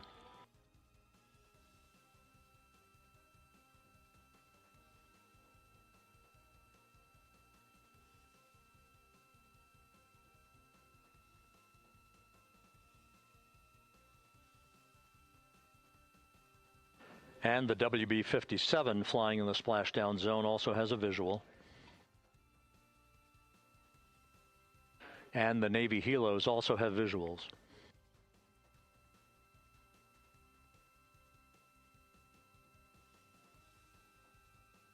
We're still in the blackout period.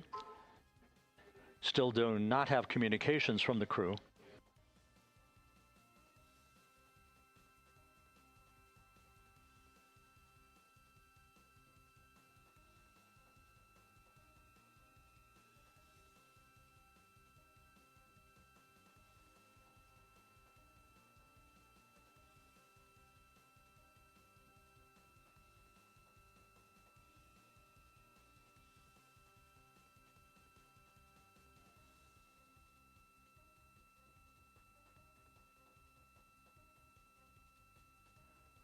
We're standing by for communications from the crew. We should be out of the blackout period less than a minute from now.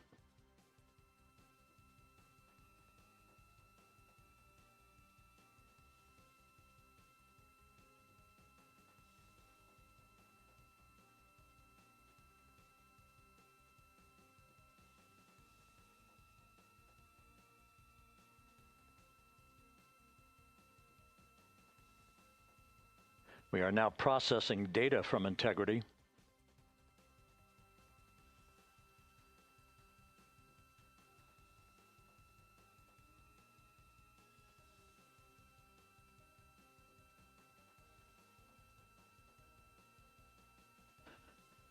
Landing and support officer reports the small boats are en route to the splashdown target zone.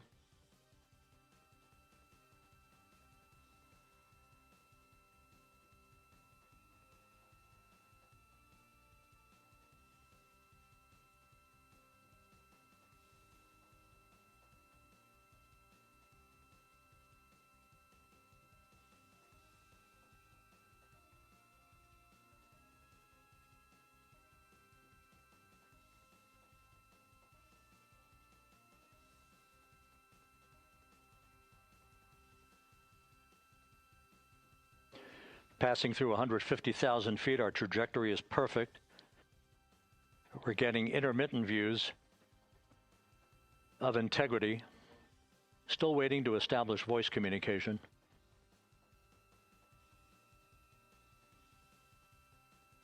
Integrity, Houston, comm check, post-blackout. Houston, Integrity, we have you loud and clear. Your trajectory is nominal, and your recovery teams have visual. Guidance looks good. No action for the enabled internal camera controller fail. Big cheers from the viewing room here in Mission Control as voice communication reestablished with Commander Reid Wiseman. For America and a waiting world, Integrity is 5.5 minutes away from coming home.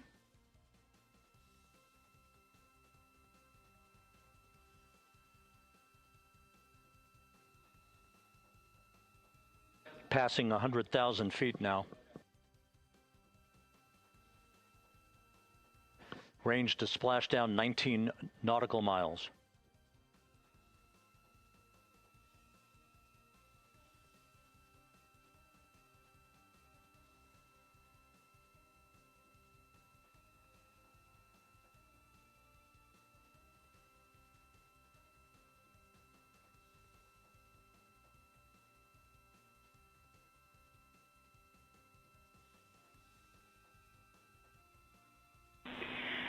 Integrity, impact to the camera controller fail is no Cab 1 views of the chutes.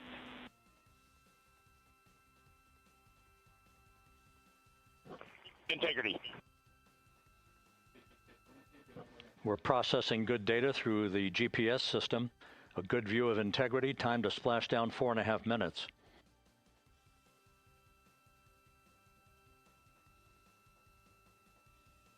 And a view of integrity from the WB-57. We're at 50,000 feet.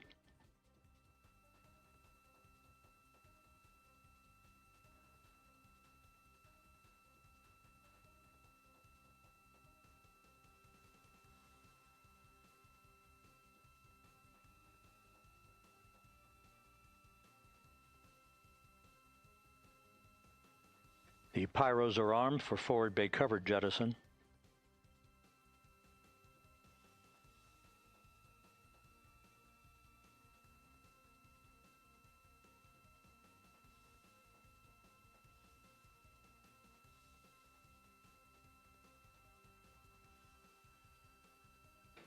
And there go the first series of parachutes, and we're on drogues. And Houston, we're visual 2 drogues out the window. 2 good drogue shoots. Next up. We copy, we see them. Next up, the deployment of pilot parachutes that will pull the main chutes out. Time to splash down 3 minutes and 10 seconds.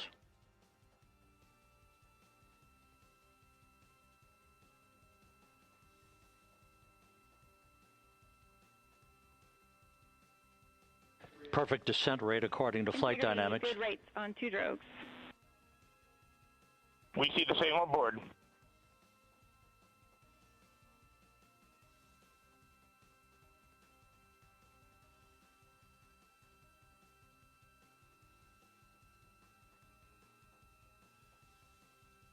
Passing through 10,000 feet, still on drogues.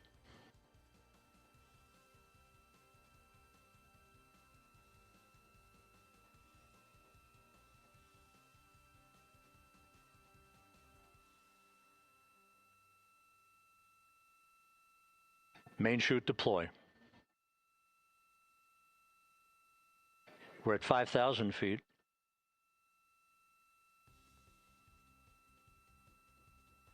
Search and recovery beacon has been activated on integrity. And we have 3 good main chutes. Good 3 main chutes, good reefing, good descent rate. Good rates, and we see 3 good-looking parachutes.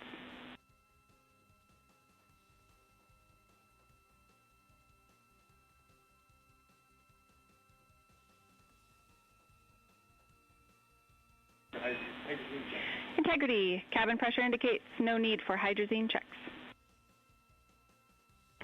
Integrity copies. This is a perfect descent for integrity. Its crew sounding hale and hearty on board. Time to splash down 1 minute, 15 seconds.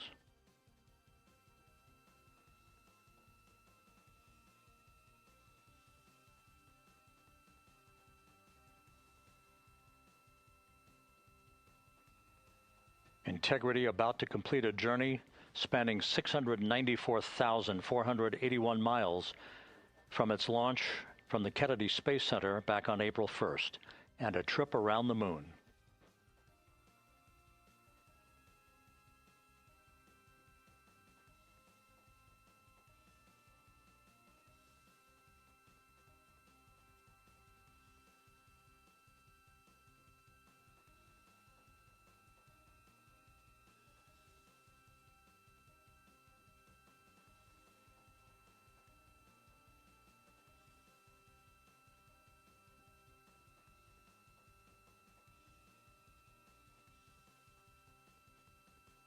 Passing through 1,000 feet.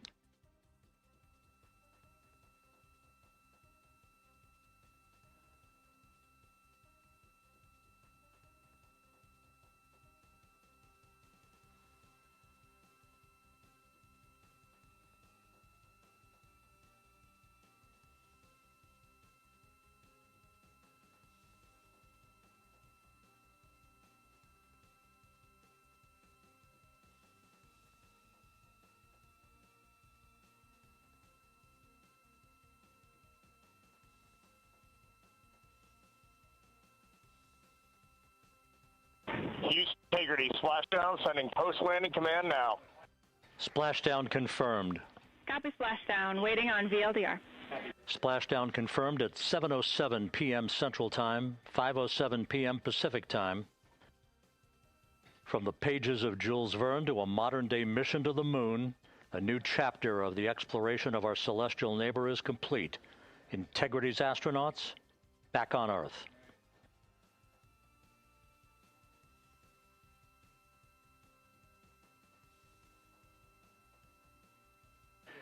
And the landing and support officer reports the vehicle is stable 1. We still will be deploying the crew module uprighting system to maintain that orientation. A perfect bullseye splashdown for Integrity and its 4 astronauts.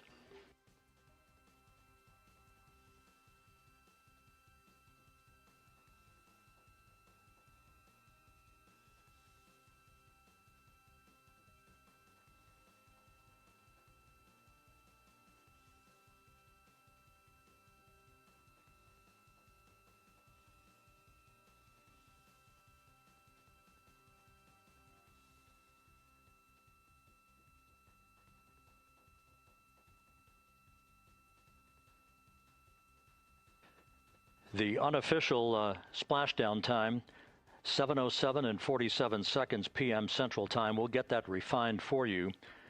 That would put the end of the mission at a mission elapsed time of 9 days, 1 hour, 31 minutes, 35 seconds.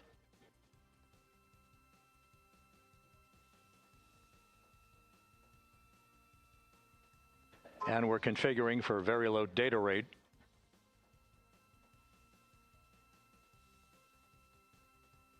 Once again, splashdown occurring in the Pacific, southwest of San Diego at 7:07 and 47 seconds p.m. Integrity Houston, comm check on VLDR.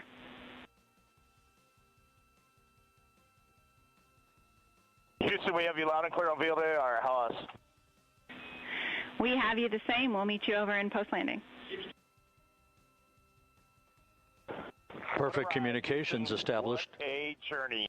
We are stable 1, 4 green crew members. Houston copies all. Reid Wiseman reporting 4 green crew members. That is not their complexion. That is the fact that they're in great condition. That's what that means. So stable 1, upright. The crew module uprighting system is being deployed. The 5 airbags being inflated through helium to maintain the upright configuration for the vehicle. This was a textbook entry and a textbook touchdown for Integrity.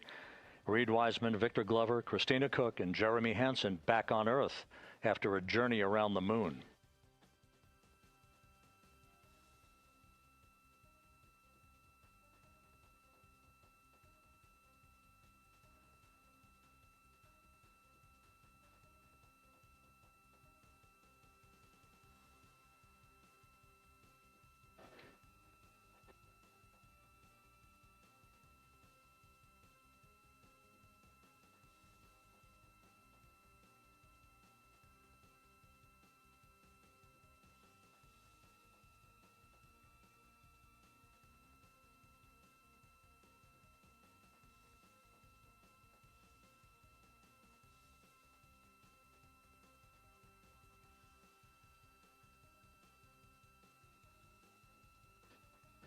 We continue to monitor the functioning of the CMOOS system. The airbags are being inflated to maintain a stable 1 or upright configuration. And there's a good view from one of the naval helicopters hovering overhead. Reid Wiseman reporting 4 green crew members, meaning they're all in excellent shape.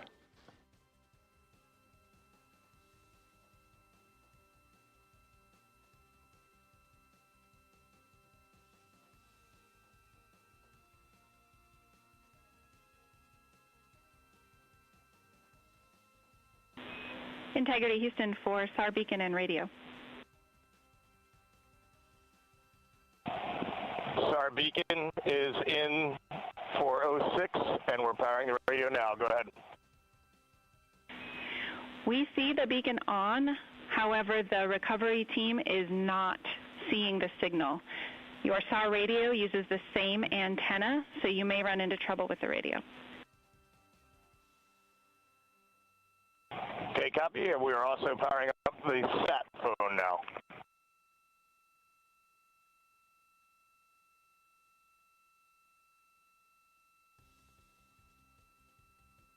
So integrity is in great shape, and as the crew continues its post-splashdown timelined activities on board, Reid Wiseman once again reporting that all 4 crew members are in excellent shape.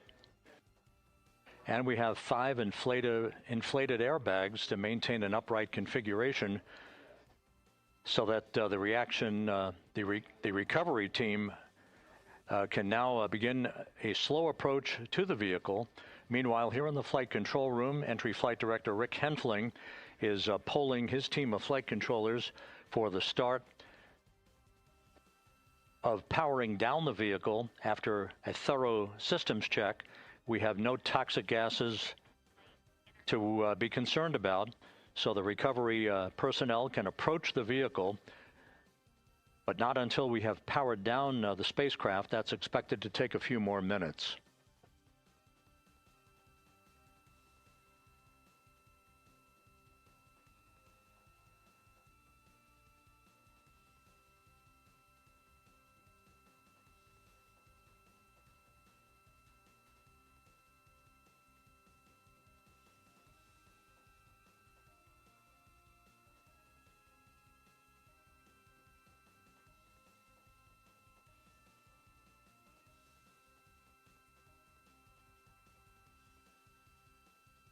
Integrity back on Earth following its historic flyby of the moon. It was, for all intents and purposes, a textbook mission. On 28 per hour remain on this frequency. We copy.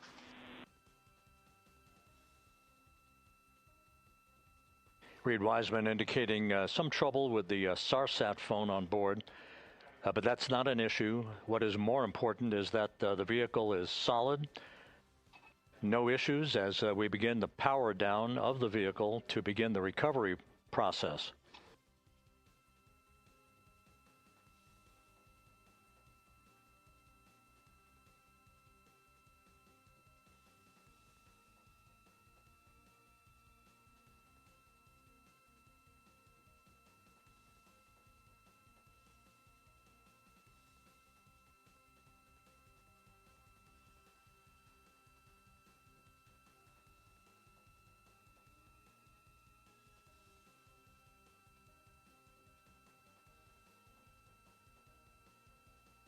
The propulsion officer here in Mission Control reports that we have safed the prop system on integrity.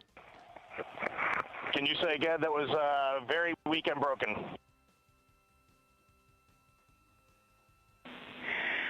Integrity, Houston did not call.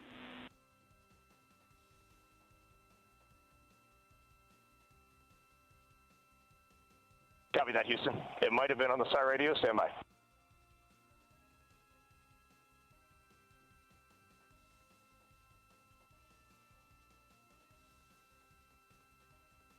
All of the milestones were executed in perfect fashion. Integrity entering the Earth's atmosphere right on time, reaching its peak speed shortly after a blackout period began. We emerged from the blackout period, but the recovery imagery airborne assets were able to pick up Integrity's descent almost immediately through entry interface, tracking the vehicle all the way down. And finally, you saw the sequence of chute deployments. First, the forward bay cover being pulled off the top of the vehicle by a series of 3 parachutes. Then the drogue chutes were deployed, followed by the 3 main chutes that slowed the splashdown velocity of Integrity to just 19 miles an hour.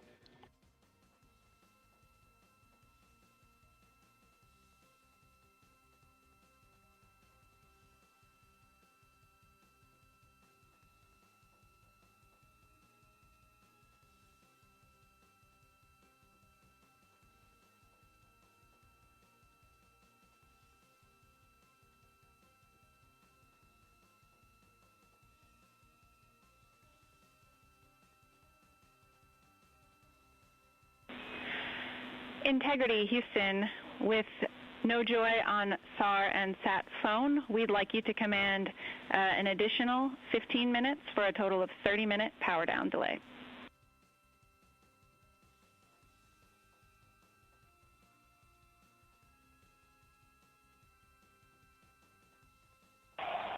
All right, Jackie, we have selected T/D+30. No joy on SAR radio or SAT phone. And stand by, we have the master diver on SAR radio. Please hold comms. Hey, Lily. Excuse me. Hey, Jackie, we just got the master diver on SAR.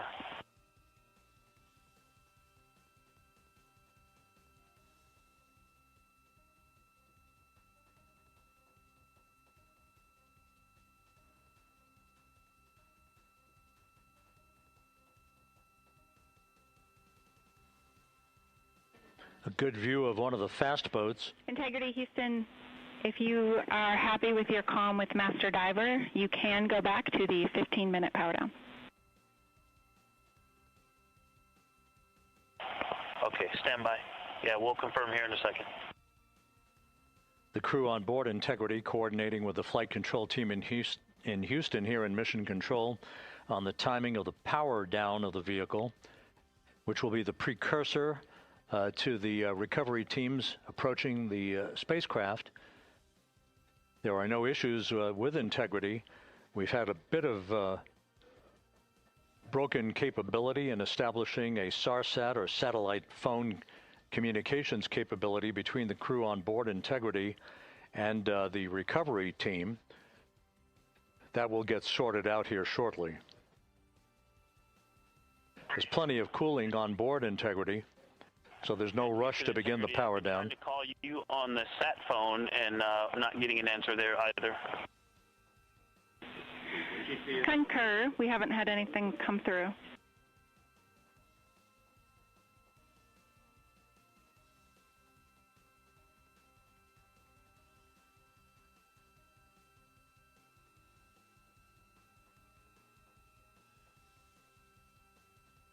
And Houston, if you could relay to recovery that we hear them, but it does not appear as though they are hearing us.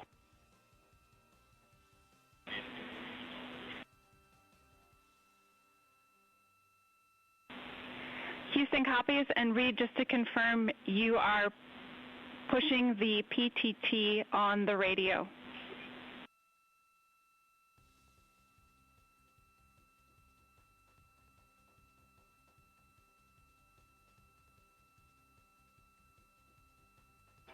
So as we continue to sort out the communications between Integrity and the recovery teams, we are standing by for the initiation of the power down procedures that, as you see, the recovery teams are moving towards the side of the capsule. The next major event will be the erection of that large inflatable raft called the front porch. That will be the port of call for the crew as they're being extracted one by one from the vehicle.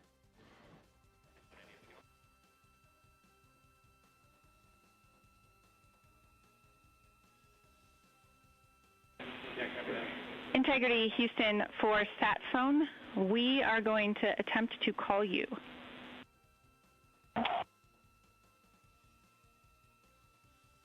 Good idea, standing by. And Jackie, yes, we are pushing the push to talk, the two buttons on the left side of the radio below the up-down arrows. We are utilizing them. I'm rebooting the radio to see if we get good comms. Okay, we copy all, and just to confirm, you are seeing that you are touchdown plus 3030 for power, correct? That's affirmative.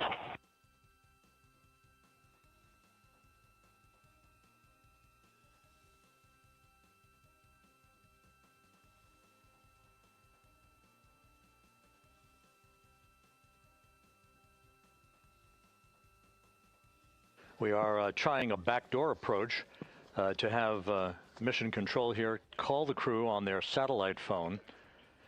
This all part of the coordination for the power down of the vehicle.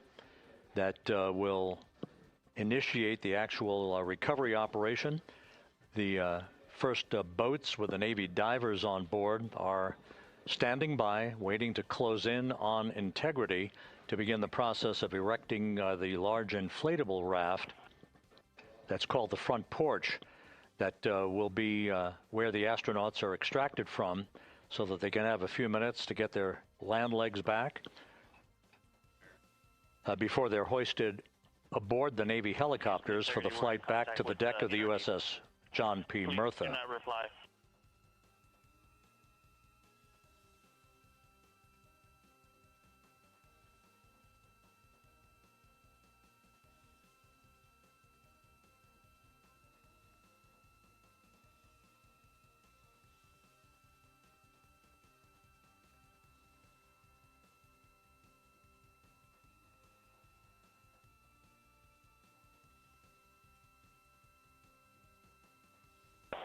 And Houston, please don't reply. NRD, very weak, but readable. Master Diver, we can hear, but they cannot hear us.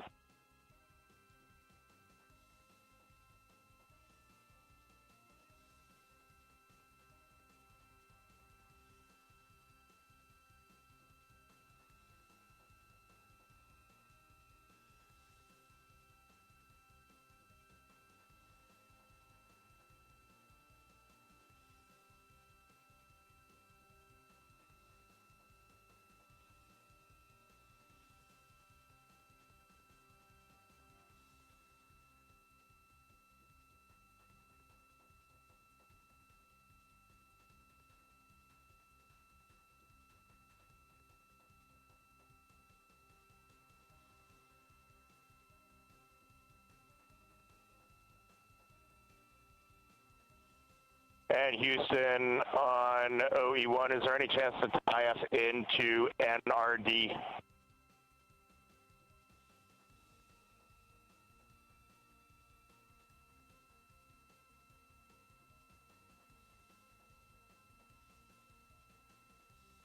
Checking.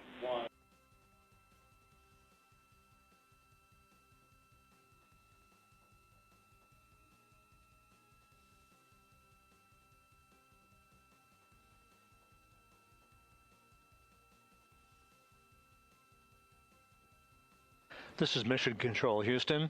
While we stand by for the establishment of communications between Integrity and the recovery team that is basically standing by very close to the spacecraft, we're going to go to the deck of the USS John P. Murtha, where Megan Cruz is standing by with Administrator Jared Isaacman.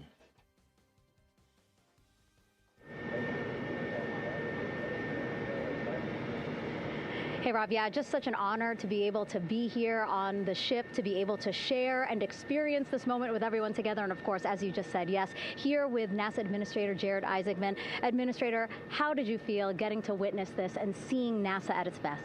Oh, I mean, I'm honestly, I'm still at a loss for words. I mean, you know, like the childhood Jared right now can't believe what I just saw. I mean, almost been waiting my whole lifetime to see this, and then it's NASA Administrator. I just couldn't be more proud of the entire workforce, the years, the effort, the late nights, all the hard work from across the country that contributed to this incredible moment right now.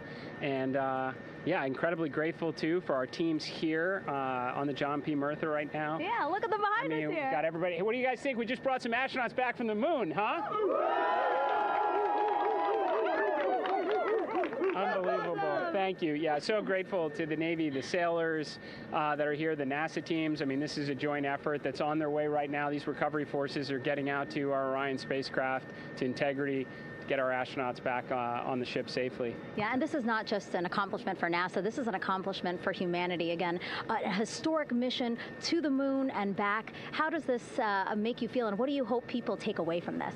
Well, I'll tell you, you know, I think about the crew members that we've all had an opportunity to observe over the last 10 days, right? I mean, they're absolutely professional astronauts. I mean, wonderful communicators, almost poets. But then I think these were the ambassadors from humanity to the stars that we sent out there right now. And I can't imagine a better crew than the Artemis II crew that just completed a perfect mission right now. So yes, it's a huge moment for everybody, right? I mean, we are back in the business of sending astronauts to the moon, bringing them back safely, and to set up for a series more. I mean, this is not a once in a lifetime, which you hear sometimes around here. It's like, this was a once in a lifetime. No, it's not. This is just the beginning. We are going to get back into doing this with frequency, sending missions to the moon until we land on it in 2028 and start building our base. Yeah, are we going to build on the momentum for Artemis III? I mean, it's just around the corner. Absolutely. So, I mean, that's, you know, part of me too. Like, I can't wait to get the crew off of Integrity right now, but also getting Integrity back on this ship so we can start taking a look at it, because all that data is so precious to us right now. I mean, we are going to definitely want to take a good look at the thermal protection system. We're going to want to download all the data they couldn't transmit back to us and use that to inform Artemis III. But we're already making progress, right? You had SRB segments already showing up at KSC. Core stage for Artemis III is rolling out on April 20th. We're getting Mobile Launcher 1 back in vehicle assembly building. So yes, there is a lot to celebrate right now on a mission well accomplished for Artemis II, and at the same time, we got to start getting ready for 3. Amazing. And last question, you know, for people who joined us for all 10 days to see what we can accomplish together with our international partners, what do you think about the fact that we're going to keep doing this more and more and more? It's incredibly exciting. I mean, yes, it's the contributions, like the best and brightest across the NASA workforce from across the country, our industry partners, our international partners. We had a Canadian Space Agency astronaut on board in Jeremy. We had the European Service Module. And you think, in the days leading up to this launch, I mean, 48 hours prior to launching Artemis II, I was meeting with the Italian Space Agency. We signed a memorandum of understanding to build a habitation module on the moon. I mean, you have countries, all of our allies and partners coming together saying, we are committed to this effort, we are returning to the moon, we're doing it to stay, we are building that enduring presence, we are going to master the skills on the surface of the moon so someday we can undertake missions to Mars. It's just an incredibly exciting time, and we're not going at it alone, we're bringing everybody along with us. Absolutely. And speaking of everyone, one more time, we're going to ask the crew here, you guys ready to land on the moon? Awesome. I love that. Okay, well, thank you so much, Administrator. Appreciate you being here. We're, of course, going to stay on to watch the crew get extracted from Orion, so stay tuned, and we'll see you back here shortly.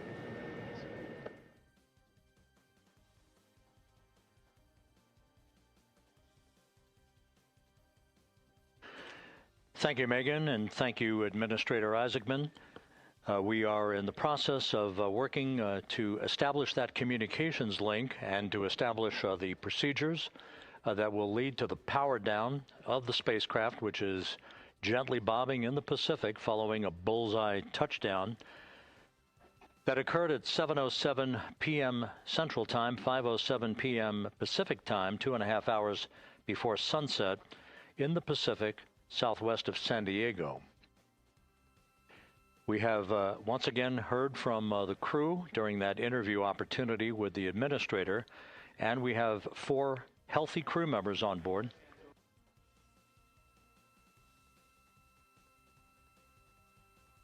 We now have confirmation that the vehicle has been powered down as per the procedures. So we have vehicle powered down, and the flight control team here in Houston, Flight Director Rick Henfling, has handed over mission authority to the Exploration Ground Systems team out in the Pacific. Now, we will physically not get off console with this team until the crew has been extracted into the front porch, that inflatable raft that will be erected along the side hatch of Integrity. So we're standing by for that in the next step in the recovery procedures. But everything is in great shape, and we have 4 healthy crew members on board the vehicle.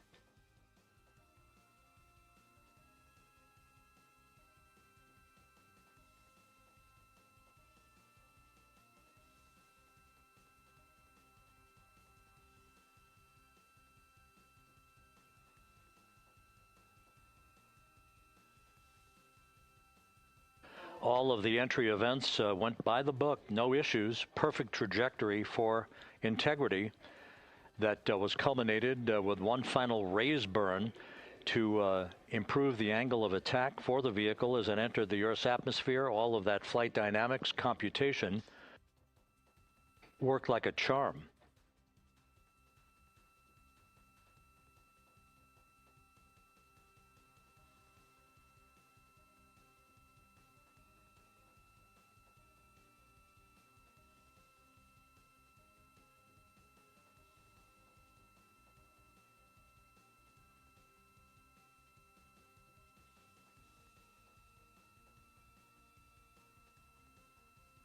So we are standing by for the recovery team to approach integrity and begin the process of erecting that inflatable raft called the front porch, which will see the crew members be extracted from the hatch of Orion into that inflatable raft before they're hoisted aboard 2 Navy helicopters in a variety of different configurations. Each crew member will be hoisted in sequential fashion, in alternating fashion, 2 crew members for each helicopter before they turn around to head back to the John P. Murtha. Once on the deck of the ship, they'll be brought into medical bay for comprehensive medical exams. But Reid Wiseman has reported several times that the crew is in excellent shape.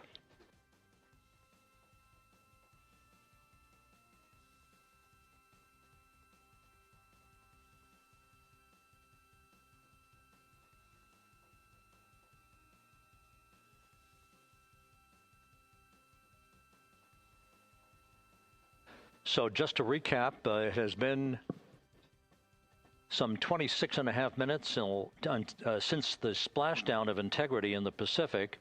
The vehicle is in excellent shape.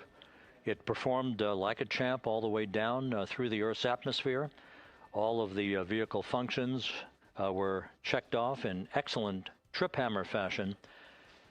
The parachutes all deployed as planned. Splashdown occurring at 7:07 p.m. Central Time, 5:07 p.m. Pacific Time.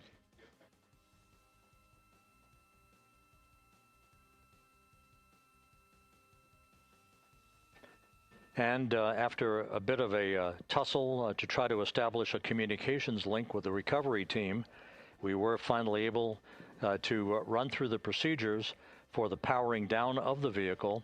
We've handed over mission authority to the Exploration Ground Systems folks out in the Pacific, and the recovery team will be approaching the vehicle shortly to erect the inflatable raft called the front porch before opening the hatch to Integrity to bring the crew members onto that raft before they're hoisted onto 2 Navy helicopters, 2 crew members for each helicopter, before they're flown back to the deck of the USS John P. Murtha.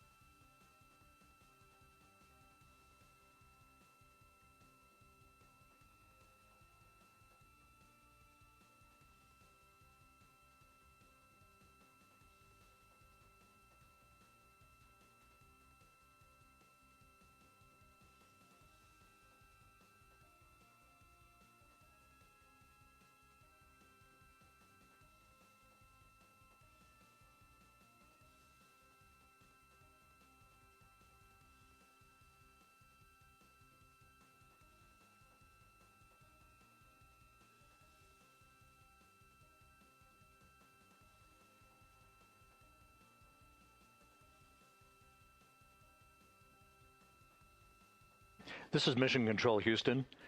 After talking to the flight dynamics folks, we have a bit of a refinement on the splashdown time for you. Their computation shows a splashdown time of 7:07 and 27 seconds p.m. Central Time, 7:07 and 27 seconds p.m. Central Time.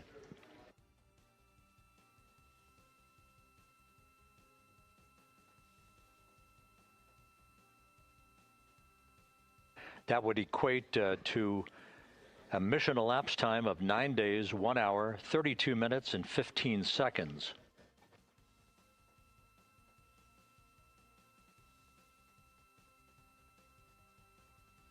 Once again, from Flight Dynamics, a splashdown time of 7:07 and 27 seconds p.m. Central Time. That would equate to a mission elapsed time of 9 days, 1 hour, 32 minutes, and 15 seconds.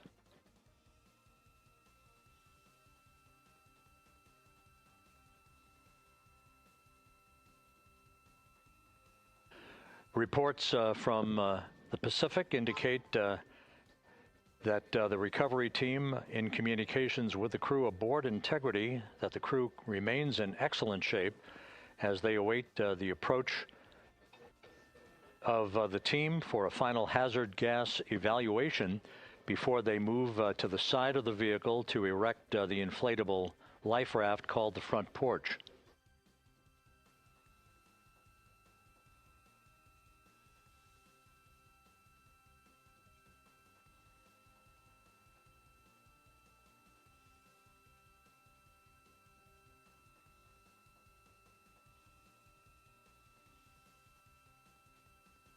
Again, no issues with Integrity. The vehicle is powered down. All of its systems are now safed. We have handed over mission authority to the Exploration Ground Systems folks in the Pacific, but we will not stand down and have the entry flight control team depart its positions until that inflatable raft, the front porch, is erected, the hatch open, and the crew having exited the vehicle. So that's the next step in the recovery process that will lead to the hoisting of the crew members.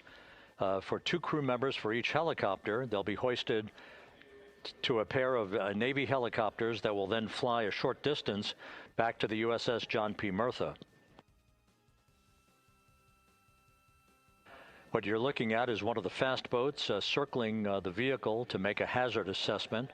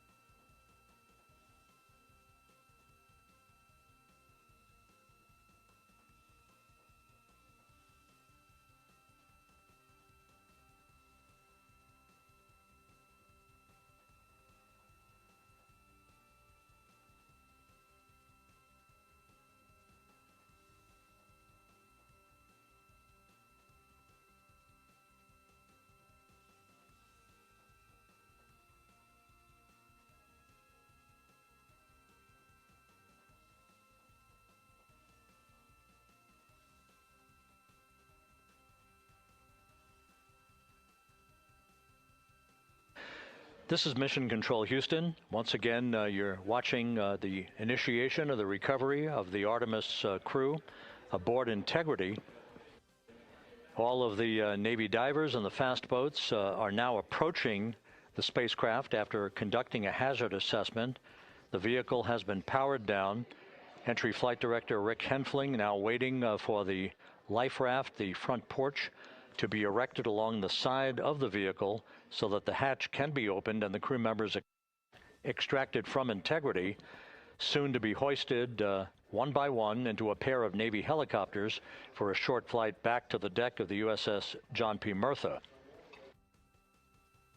If you missed it earlier, we talked to Flight Dynamics and received a more official touchdown time or splashdown time, as it were, of 7:07 and 27 seconds p.m. Central Time, 5:07 and 27 seconds p.m. Pacific Time.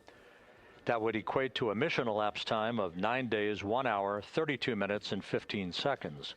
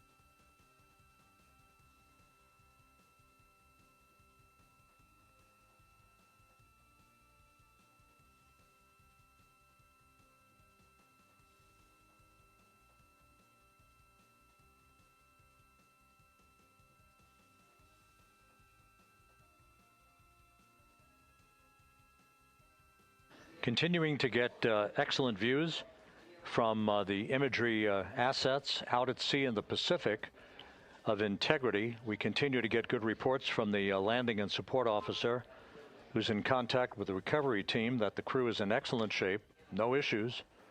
They're just currently biding their time, waiting for the front porch to be erected. We have no hazardous hazard gases and no hazardous situation with the vehicle. It performed perfectly all the way down from entry interface to its splashdown in the Pacific at 7:07 and 27 seconds p.m. Central Time. And as you can see, the first phalanx of recovery personnel now pulling up alongside of Integrity.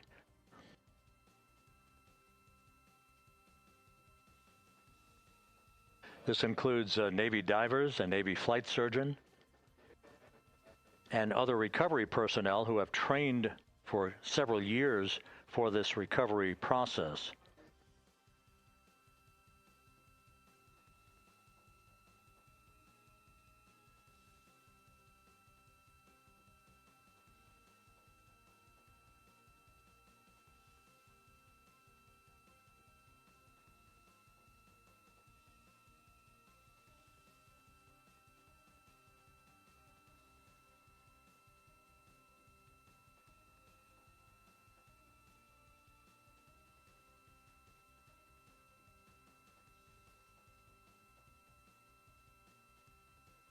At this hour, some 41 minutes following splashdown, the vehicle has been powered down. There's no hazardous gas emanating from the vehicle. That's why the first team of recovery personnel has been able to pull alongside Integrity. And the reports continue to come in that the 4 astronauts are in excellent shape.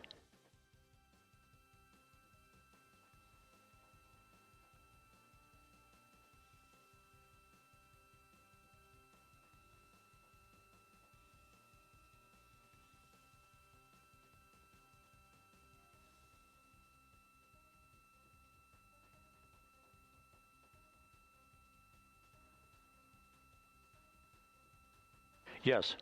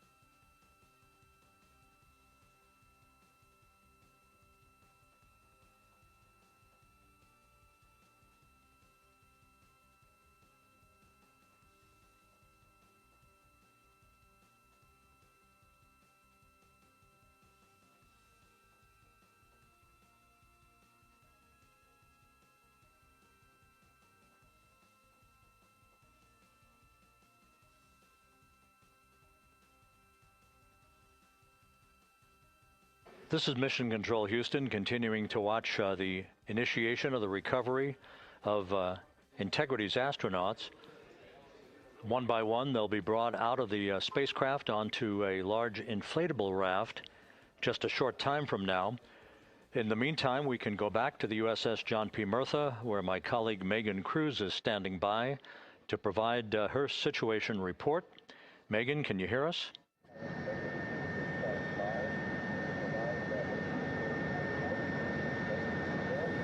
Hey, Rob. Yes, I can hear you. Thank you. Yeah, we're back here on the bow of the recovery ship where there are still plenty of people peering out into the water. We are not very far from the action everyone is seeing on their screen now.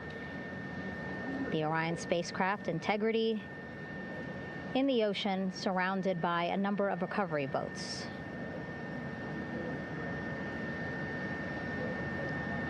As Rob has been saying, in those recovery boats, NASA and Navy personnel specifically trained to get the astronauts out of Orion.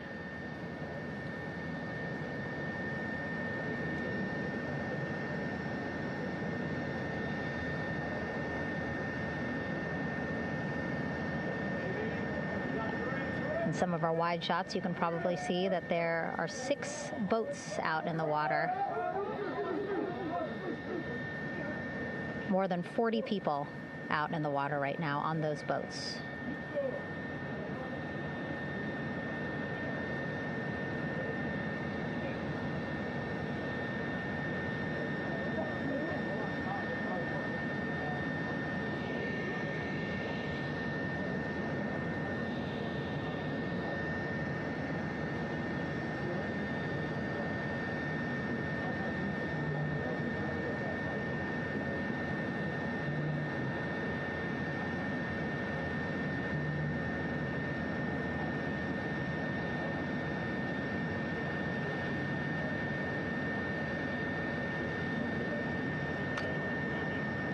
First order of business is to set up the front porch and the stabilization collar.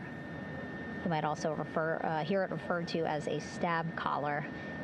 Basically just to make sure that Orion stays upright, doesn't sway in the water too much, again, to make it easier for recovery forces to get the astronauts out.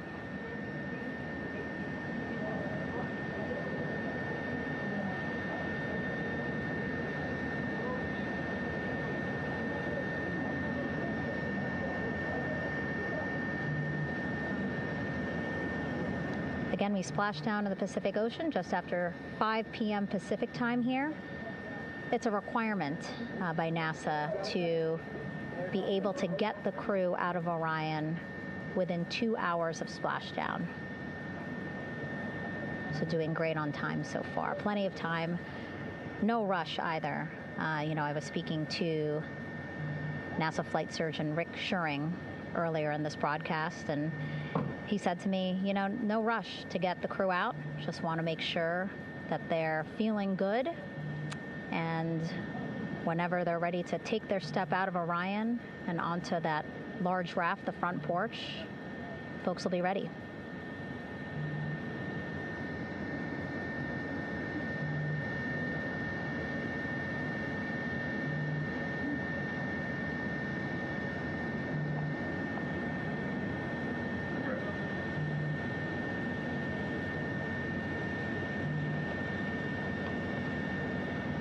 And as there are mission audio loops in mission control in Houston, there is a mission audio loop here on the ship, and it was just reported out that the side hatch is open.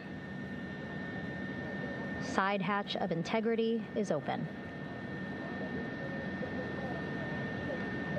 You're getting these beautiful shots from our aerial assets. The ship itself, where I'm on, just 3,000 yards away.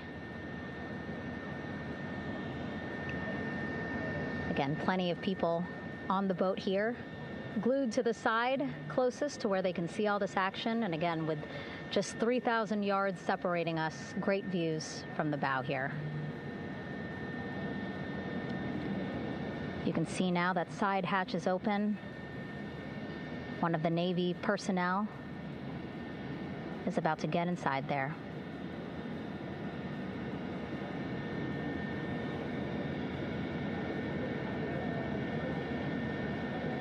In they go. In total, 4 will go into Orion. So it'll be a little bit of a tight squeeze, but the goal is to have a recovery personnel with each astronaut assessing them.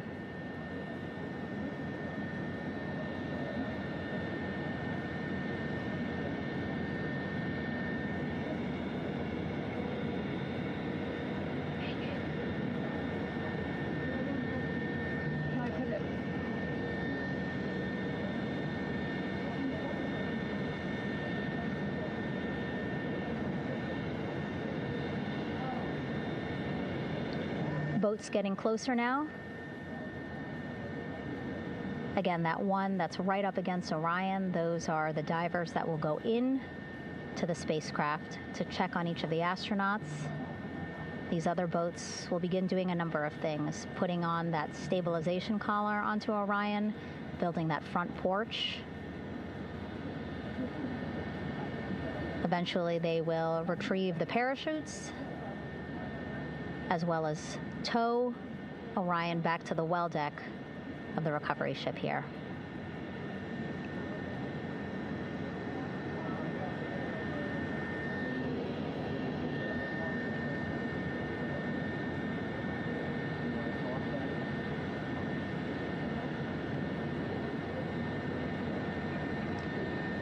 And so as we wait for the Navy and NASA personnel to get their assessment of the crew inside of Orion, why don't we toss it back to Rob for an update? Yeah, thank you, Megan. Here in Mission Control, Flight Director Rick Henfling and the entry team of flight controllers still on duty. The vehicle has been powered down for some time now. There are no hazardous gases emanating from integrity. That, of course, allowed the recovery personnel to approach the vehicle and then open the hatch to begin the initial medical assessment of the crew, as you just indicated. Now we're standing by for the erection of that inflatable raft, the front porch, alongside of the vehicle. That will enable the crew to be extracted one by one onto the raft, have a moment or two to get their land legs back before they're hoisted into two hovering Navy helicopters, 2 crew members for each helicopter, for a short flight back to the deck of the USS John P. Murtha.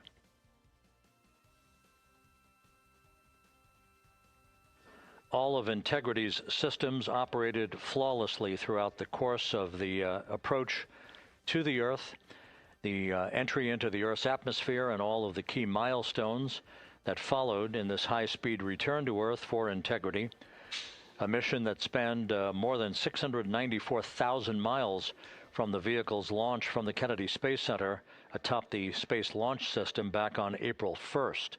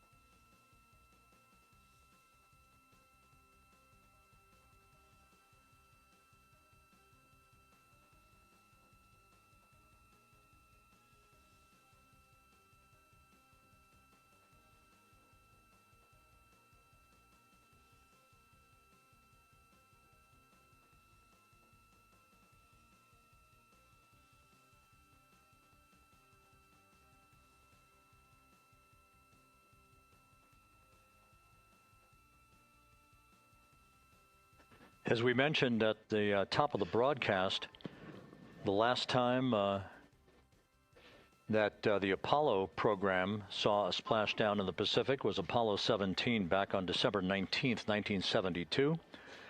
So for the first time in 53 and a half years, we have reenacted that with the arrival of Integrity's astronauts as they flew around the moon in that historic lunar flyby that began with a trans-lunar injection burn that took them out of Earth orbit following 24 hours of a high Earth orbit trajectory. The high Earth orbit trajectory enabled flight controllers here to have a full 24 hours to evaluate the systems on Integrity and the condition of the crew before they would commit to flying to the moon.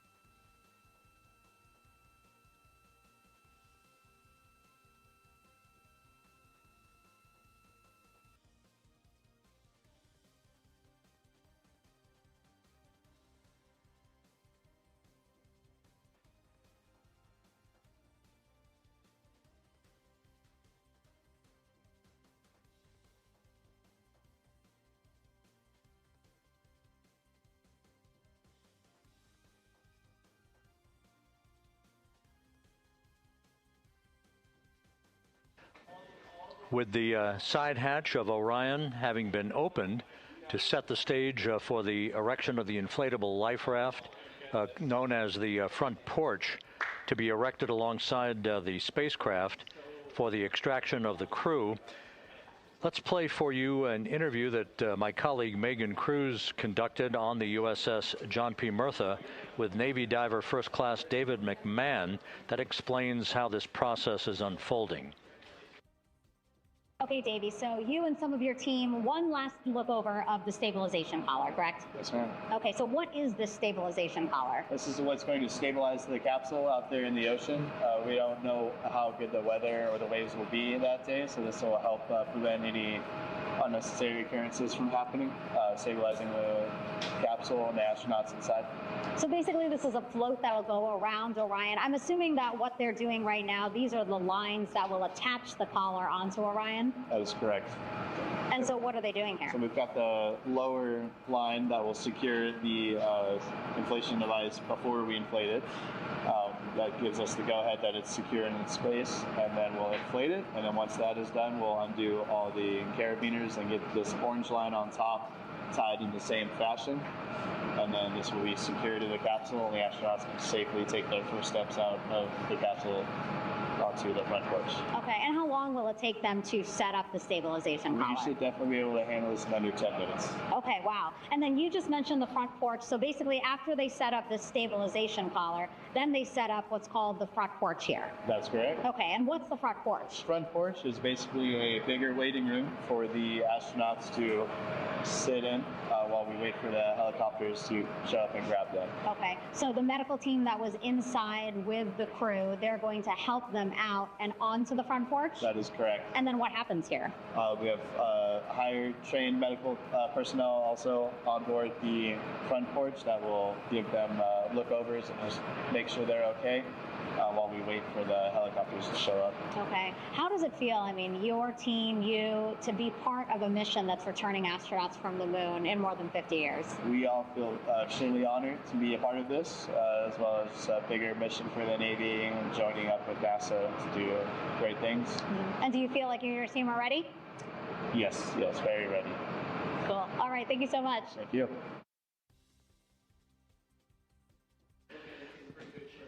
Once again, the recovery operations are continuing out in the Pacific. We shortly should see that life raft, the front porch, erected alongside the side hatch of the vehicle.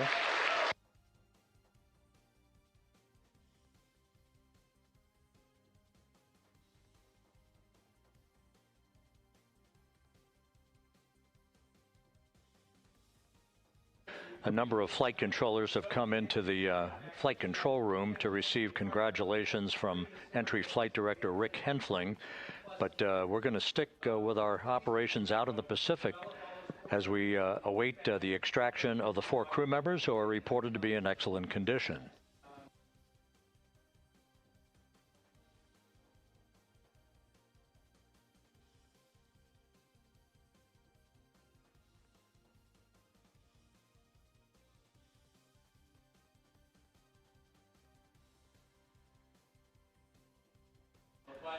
Again, while we stand by for that front porch to be erected alongside of the side hatch of the vehicle, let's go back to the USS John P. Murtha and Megan Cruz. Megan?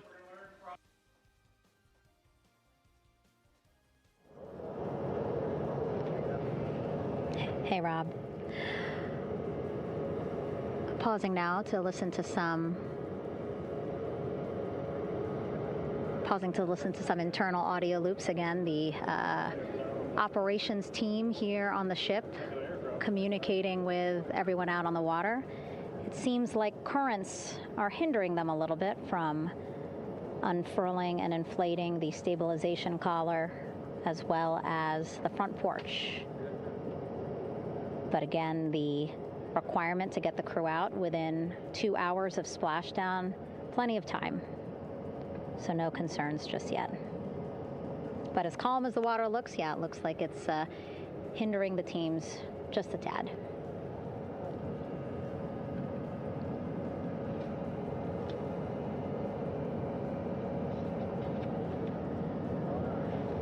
You can see in some of our shots that side hatch still open.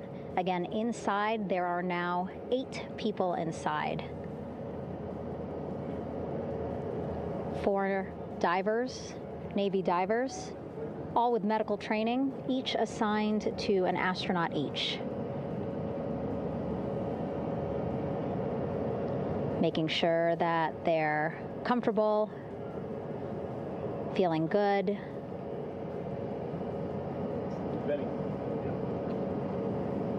As you've heard us say in the broadcast, you know, they expect a little bit of discomfort. Again, these astronauts just traveled back to Earth at 25,000 miles an hour, a nearly 695,000-mile journey around the moon. If you think you get carsick.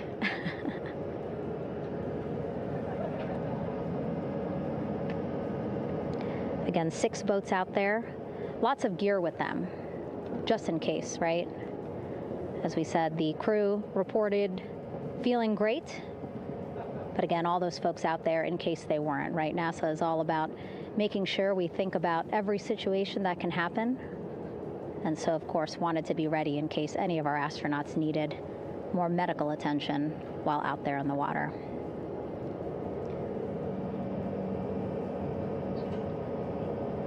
You see now teams, again, trying to set up the stabilization collar and front porch for the crew to get out of Orion. They need both, right? The stabilization collar will keep Orion from swaying as you see it is doing now.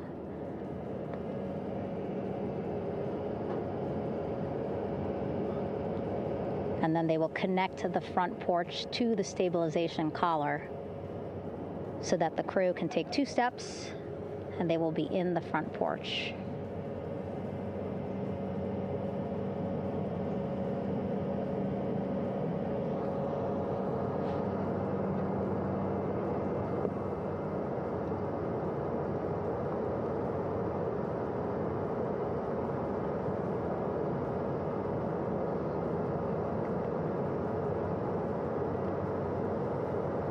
Not a lot of chatter on the mission audio loops. That's a good thing.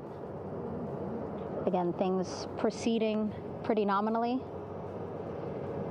even if they're fighting some currents out there on the Pacific Ocean.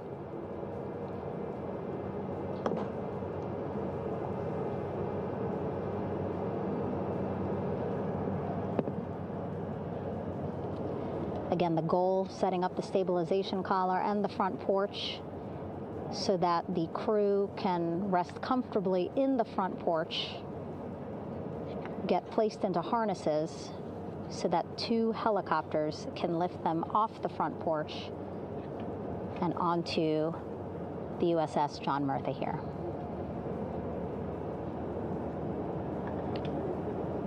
The helicopters are going to take turns picking up an astronaut. So again, Helo 1 and Helo 2.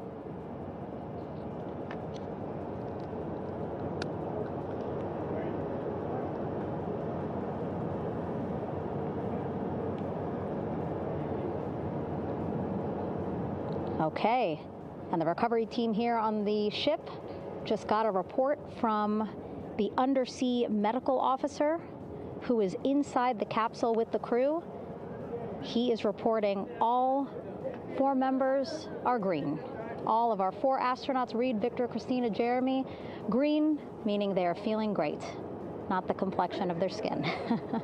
They are feeling great, happy to be home, and ready to be extracted as soon as possible.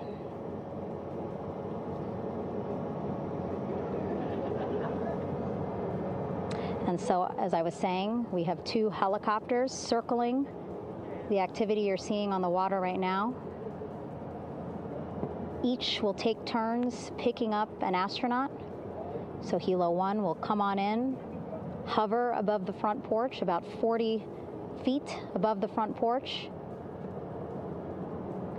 A Navy recovery specialist will be hoisted down into the front porch. The restricted maneuvering doctrine is in effect. Will connect to the first astronaut, which we're expecting to be Christina.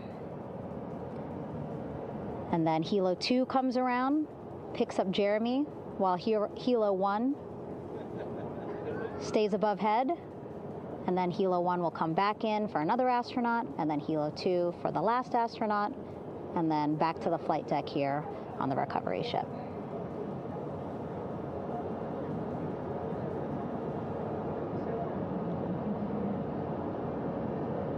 I was talking to Assistant Artemis Recovery Director Paul Sierpinski.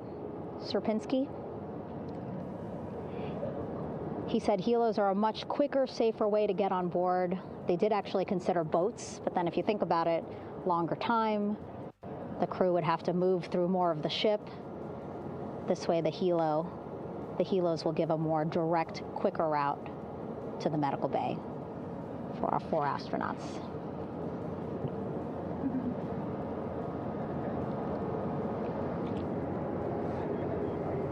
Beautiful shots from our aerial and imagery teams.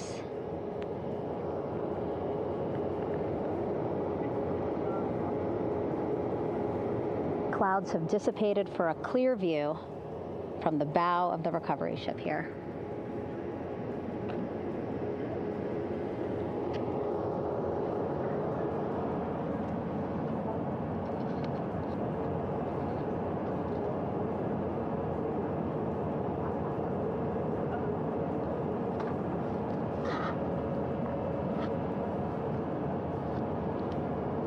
You can still see divers in the water there. Encircling Orion, that is that stabilization collar we've been telling you about. As you saw in that interview just a few minutes ago, they have to first connect it to Orion, and then once it's secured onto Orion, they can inflate it, and then they'll further secure it with other harnesses and lines.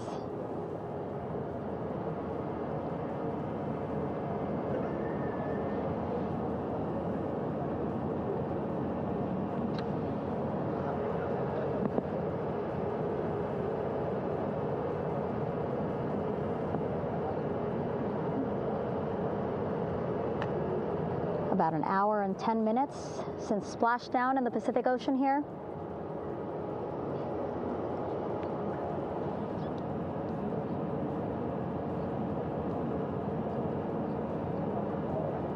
Reid, Victor, Christina, and Jeremy back home after a history-making mission to the moon and back.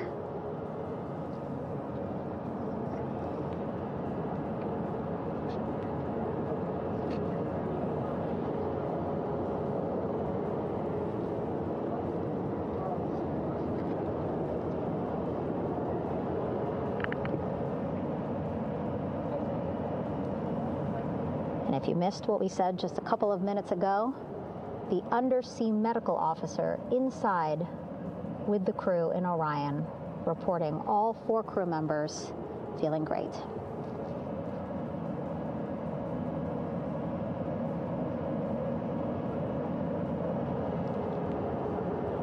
Progress being made there on the stabilization collar. It looks like they are beginning to inflate it.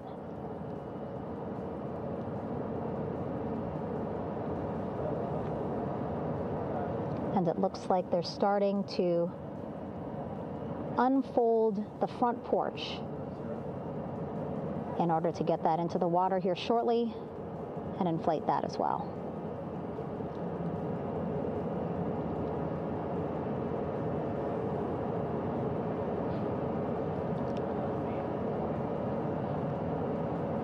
Again, more than 40 people out in the water right now.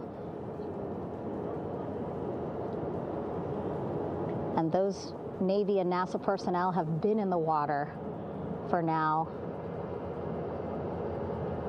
about 4 hours.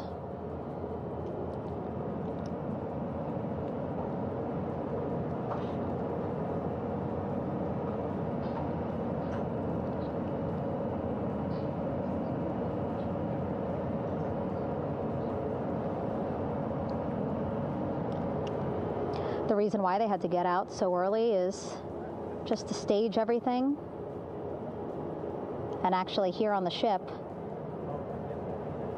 when there are flight operations happening, you can't have anything else, right? Just because the flight deck can be a dangerous place, so they just want to focus on planes coming and going from the ship, so that's why they wanted to get the boats in the water to make sure that they have all the time they needed for the flight ops.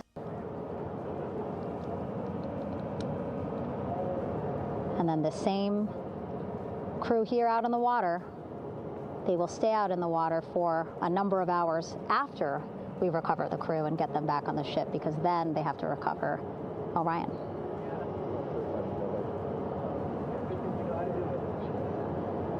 All right, that stabilization collar looking good around Orion.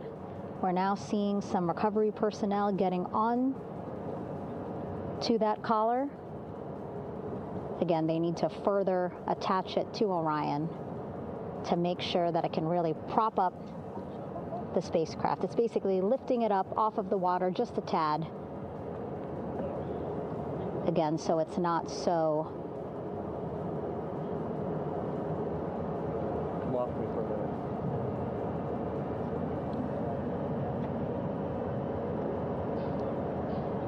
so it doesn't sway so much in the water there.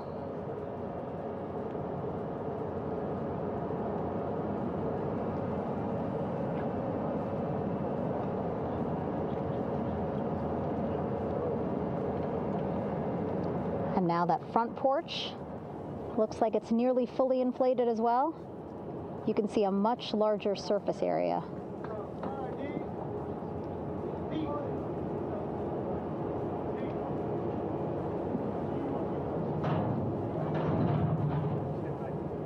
And so once the crew get out of Orion, they can stretch their legs a little bit on this front porch, get some fresh air.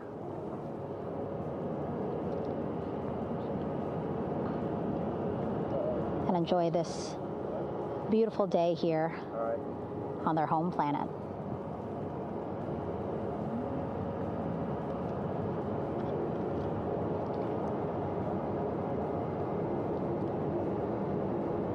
It appears teams now are about to connect the front porch to the stabilization collar.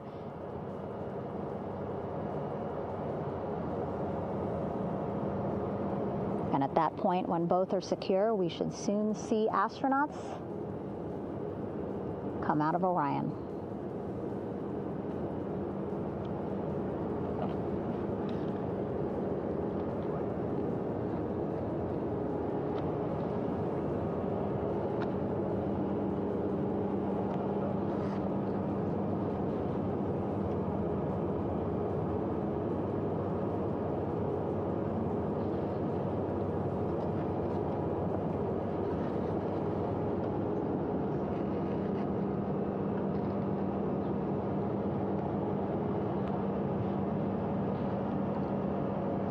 All these views you see also being fed to the Landing Force Operations Center here on the ship.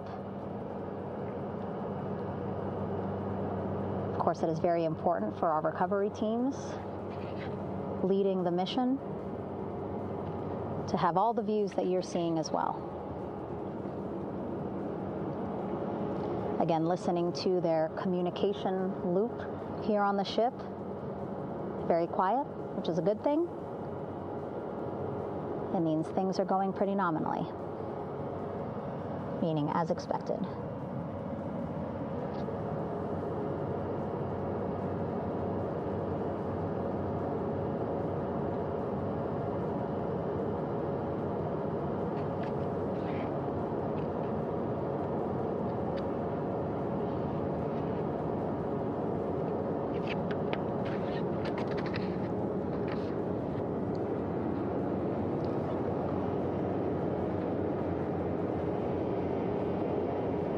Again, all this activity happening just 3,000 yards away from the ship. So that means this will be a very quick flight back on the helicopters for the crew. 2-3 minutes, and then they'll be back here on the ship. I know.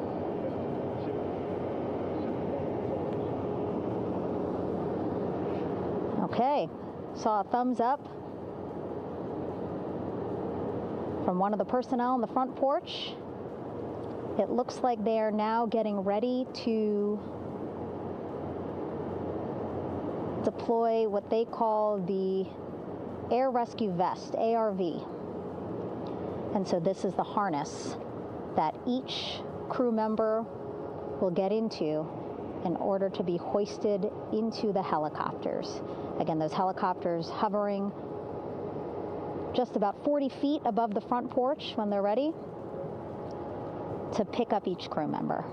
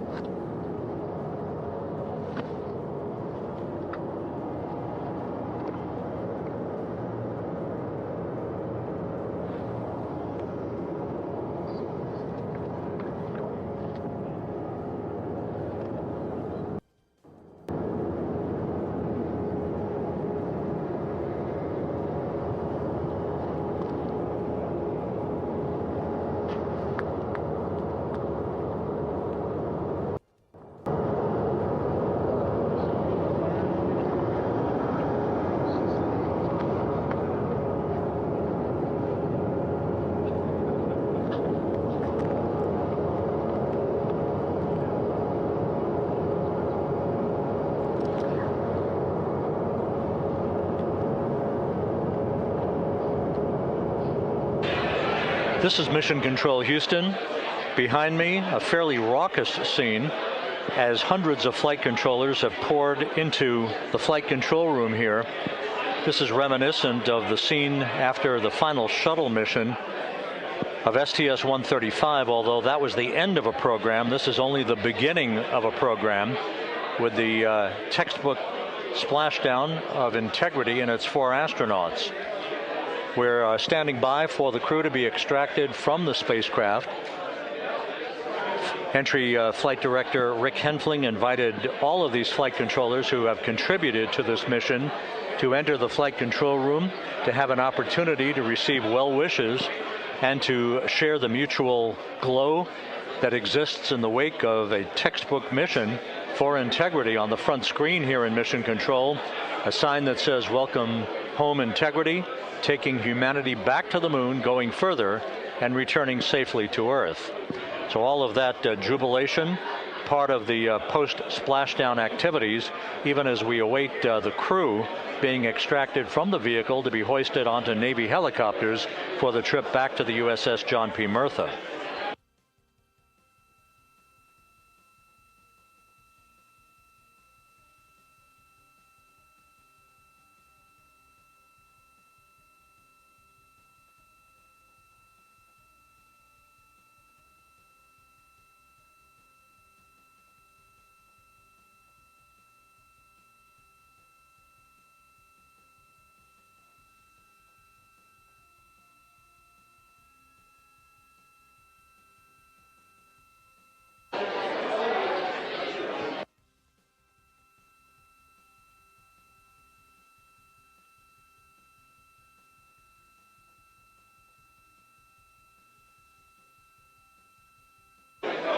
Once again here in Mission Control, this view of the Artemis Flight Control Room, known as the White Flight Control Room. This is the old shuttle flight control room, and now is the home of Artemis missions to the moon and beyond. Once again, quite a few flight controllers were invited in by Entry Flight Director Rick Henfling to share in the jubilation following the successful splashdown of Integrity. That splashdown occurring an hour and 22 minutes ago, as we stand by for the completion of the extraction of the crew, and ultimately they're hoisting onto Navy helicopters for a short flight back to the USS John P. Murtha. Splashdown occurred at 7:07 and 27 seconds p.m. Central Time. I had an opportunity to talk to the head of flight dynamics, Jeff Birch, a moment or two ago. He said the trajectory of Integrity coming through the Earth's atmosphere was so precise, they've never seen anything line up on a ground track like today's entry by Integrity for its splashdown southwest of San Diego.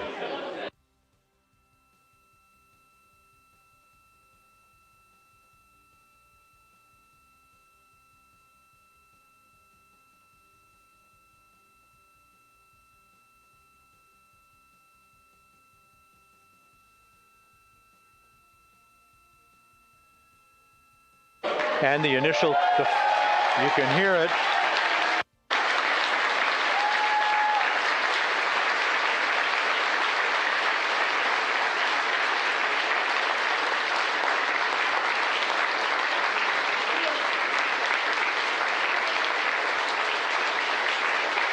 Jubilation here in the flight control room. The first crew member is out of Integrity.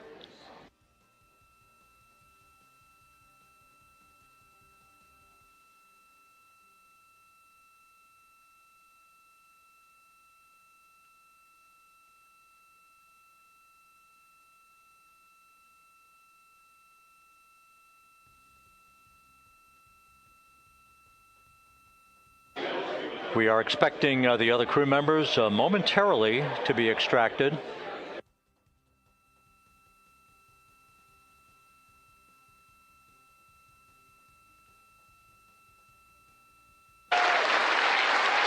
We now have 2 crew members out.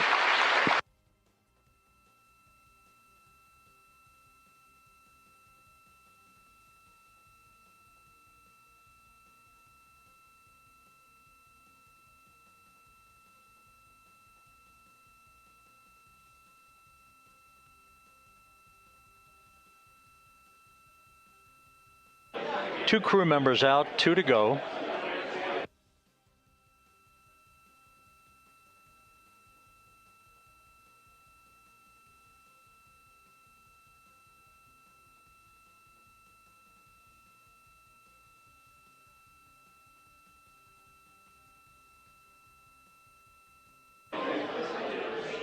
We're about 1 hour from sunset out in the Pacific. Everything continues to go well. Integrity's systems function perfectly during its entry back to Earth. And Reid Wiseman, the commander who will be last out of the vehicle, reported that all the crew members were feeling very well.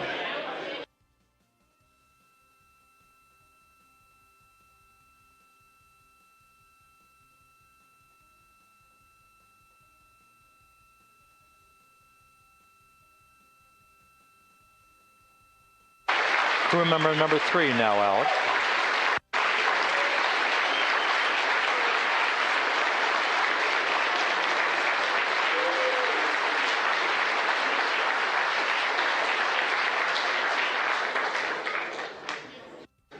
And now standing by for the commander, Reid Wiseman, who will be last out of his ship. Bobbing in the Pacific under almost ideal conditions, Integrity spanned 694,000 miles during its journey from launch to splashdown.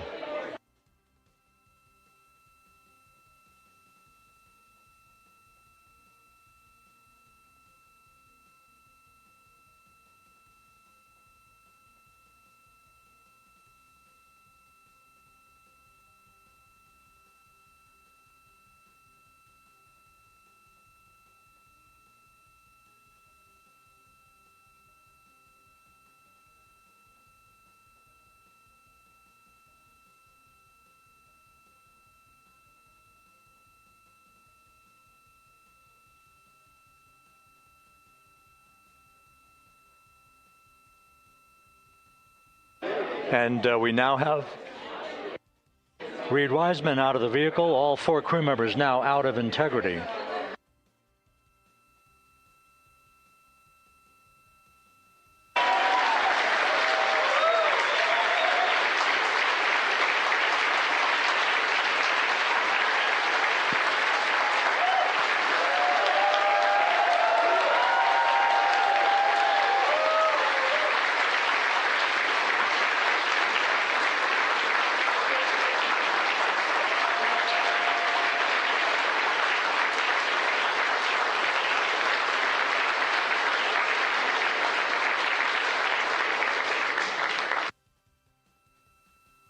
Once again, all 4 crew members now on the front porch, and the procedure to begin hoisting them up to these 2 Navy helicopters hovering overhead will begin shortly.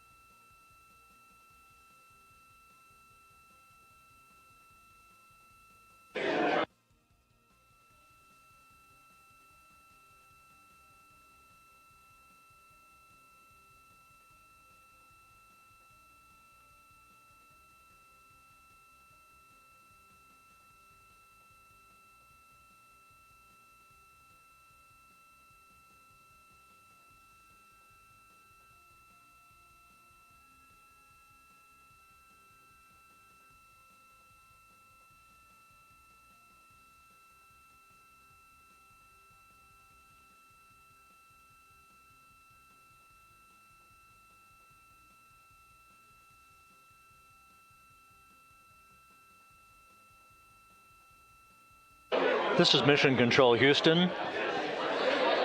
The mission is over, but the melody lingers on as jubilation continues here in the flight control room. We should be expecting NASA's Associate Administrator, Amit Kshatriya, to be joining us shortly for a short interview while the recovery operations continue out in the Pacific. So we'll stand by for that. And then we'll turn it back over to Megan Cruz aboard the USS John P. Murtha.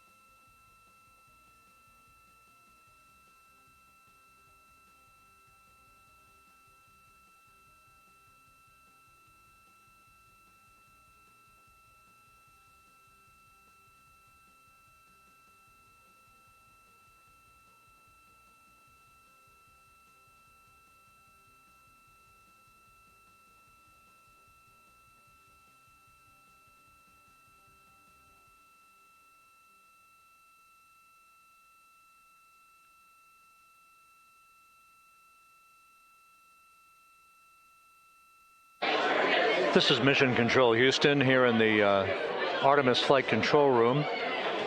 A number of flight controllers basking in the glory of the successful end of this mission that carried 4 astronauts around the moon on a lunar flyby, and the first test flight of Orion with crew members on board. Splashdown occurring an hour and 32 minutes ago after a flawless descent back into the Earth's atmosphere for the vehicle. Its 4 crew members in good shape, simply enjoying their time right now on the front porch, as it were, the inflatable raft alongside of their Integrity spacecraft. We're expecting Amit Kshatriya, the NASA Associate Administrator, to join us here momentarily for a brief interview before we turn it back over to Megan Cruz aboard the USS John P. Murtha, the recovery ship.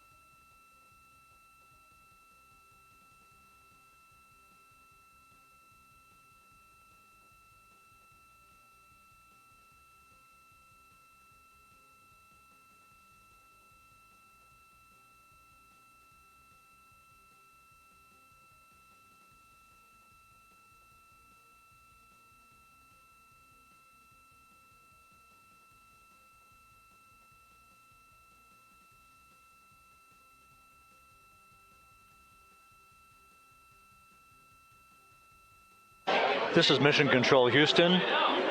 We're about an hour and 34 minutes since the textbook splashdown of integrity in the Pacific to bring home our astronauts. And with us now is Amit Kshatriya, the NASA Associate Administrator. Amit, a little bit of history made tonight, a little bit of history made over the past few weeks. Your thoughts as this team here basks in the glow of what they just accomplished? Yeah, Rob, we're here in the control center, and it's kind of overrun with jubilant folks in the Mission Control Houston, as well as engineering, and folks that just want to be here, part of it, as we watch our crew get extracted from the vehicle. And you know, my thought is always about these teams, the team that's in the water right now pulling the crew out, the team here in Houston that worked so hard over the last 10 days, no sleep to get this done. You know, we still have some work to do to get the crew to the med bay here on the ship. They all look great coming out, so hopefully that won't be too long. You know, I think we saw the administrator on the boat too, giving his thanks to the Navy team on the Mirtha, which they're just an incredible group of sailors. I was able to visit with them a couple weeks ago. And then if you pull it all the way back to the workers and the folks that joined the rocket at Michoud, that made the heat shield tiles that held together tonight, that stacked the vehicle in Florida, that integrated the vehicle in Denver, that fired the engines in Stennis, that fired the boosters in Promontory. I mean, this is the entire team, coming together and being tested by the environment that this machine went through, and they did it right. The work was good. They did it right. You've said in a number of briefings, of course, and in other forums that this is just the first step. The cadence has to step up, as the administrator has indicated. Now, it's a little early for the full report card on how integrity did, but did this mission ultimately, from your eyes view, exceed expectations? It absolutely did. I mean, I was waiting to talk about this until we're in the water, and I think we still have, again, work to do to bring it in and really kind of go through it bolt by bolt and see what we learned. But I mean, so far, given what we learned during the mission and given how we performed on ascent, on entry, I always think about energy in terms of the states that you worry about the most, and every time we put these machines through these incredibly energetic states, they came through. So I'm fairly confident that we made a big step tonight to get us on the path towards the surface. I think the path to the surface is open now. We do have to do all the work, and we'll make sure we talk about that as cleanly as we can. We learned a few things during the mission, but I have to tell you, this was an incredible test of an incredible machine. From an American psyche standpoint, the Empire State Building was lit up red, white, and blue tonight. Our coverage was seen on baseball stadiums around the major leagues. How captivating was this experience for the American people, for the world, in fact, as we returned to the moon? I have not been able to watch a lot of the coverage as we've progressed through the mission. I will tell you, just from my witness in Florida before launch, and then seeing the people's faces here, and then reading where I can about how things are going. I think this has been a gift to the world from NASA. NASA has given the world a gift, proving to folks all over the place, especially young people, and that to me is what this is really about. Young people, when they see what we can do when we work together, when we have teams that collaborate, that it doesn't matter how hard the problems are, we can solve them. I'm hopeful that Artemis II, as folks witness what we were able to do with this incredible crew, this incredible team that we've birthed into the world, scientists and engineers and artists that have been inspired by this. And even if they don't come work in the program, which separately they should come work in the program, because Lord knows we need the help, but even if they don't want to come work in the program, hopefully they grow up to recognize they can do amazing things when they work together and contribute to society and be good citizens and really change the way, the challenges that are coming in the world are overcomable if we work together like this. And one final question. Flying to the moon, we did it. We've done it again this past week and a half or so. But the engineering that went behind the design of this mission and the precision, the pinpoint precision of this vehicle entering that entry corridor, it's almost mind-boggling.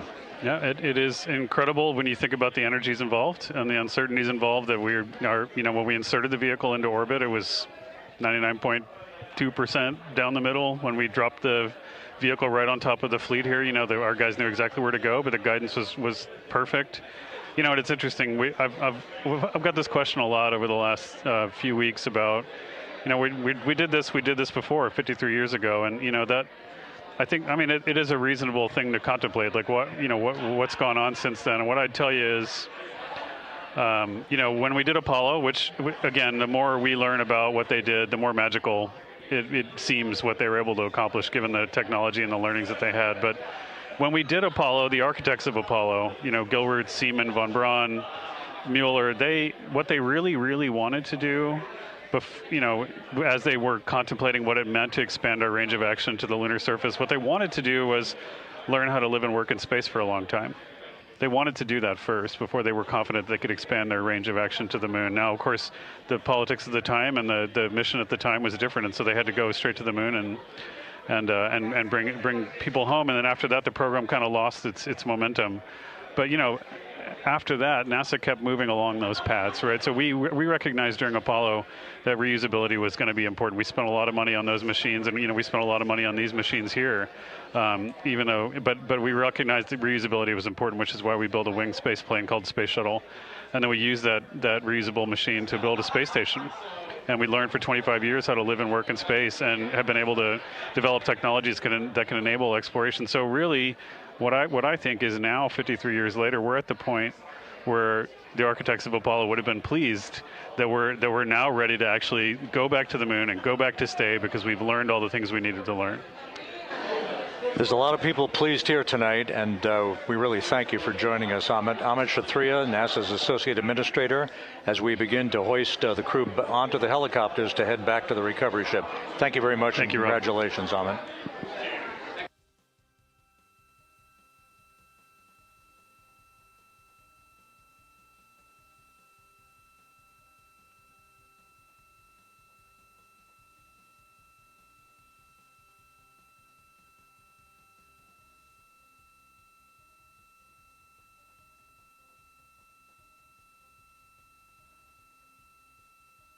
This is Mission Control Houston, with the crew members now beginning to be hoisted aboard the Navy helicopters. Let's go to Megan Cruz aboard the USS John P. Murtha, who will take it from here.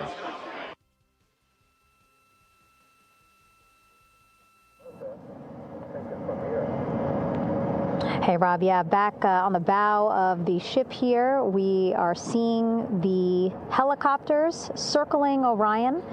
The first one there, having just completed picking up the first astronaut. Helo 2 now, hovering just 40 feet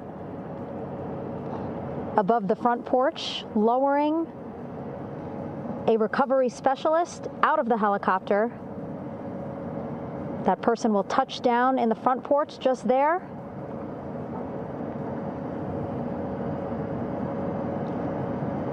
The crew members already outfitted with a harness that will allow them to quickly attach to the hoisting device.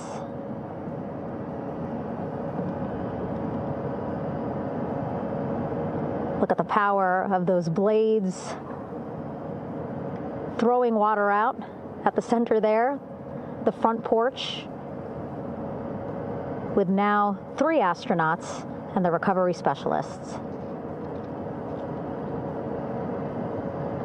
Again, crews already outfitted with a harness vest. And here we go. Second astronaut now off the front porch, getting hoisted into the second helicopter.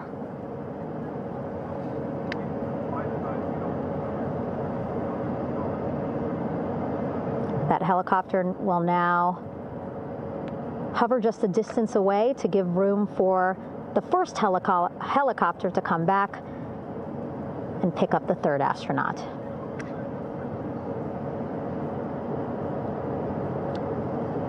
As we wait for that helicopter to come back, make its way back around, just want to mention that the President of the United States called our NASA administrator today while he was on the ship, just minutes after we interviewed him live on our coverage, and congratulated him and NASA on this history-making moment tonight.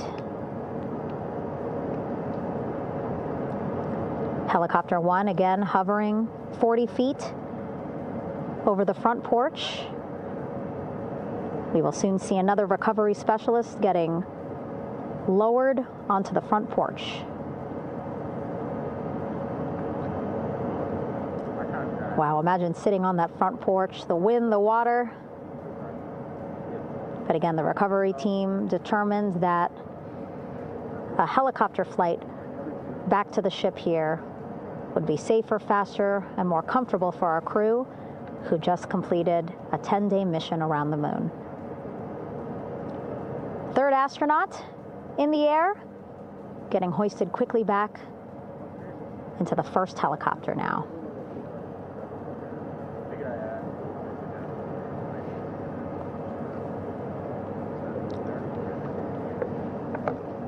That first helicopter now on its way back to the ship here. We will soon see it land in just a few minutes. Again, all this action happening just 3,000 yards away from us, so a very quick flight back to the flight deck. And now the only person left on the front porch, Commander Reid Wiseman. That second helicopter now making its way back over to the front porch. Here it comes.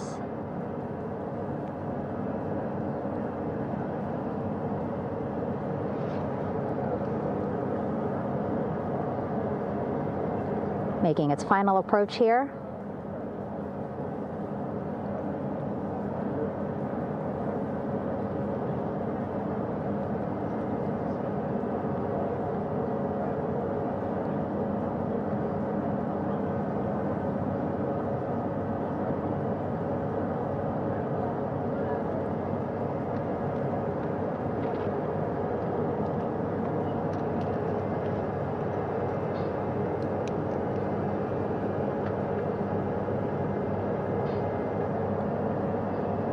The last astronaut, Commander Reid Wiseman, now off the front porch and almost into the second helicopter. Both now on their way back to the ship where we are, the USS John P. Murtha, just west of San Diego in the Pacific Ocean.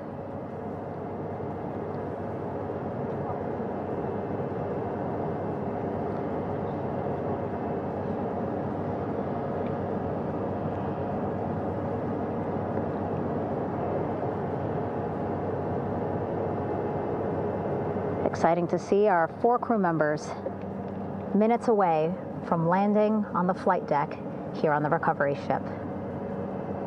550 people on this ship, excited, ready, anxious, looking forward to welcoming this crew aboard.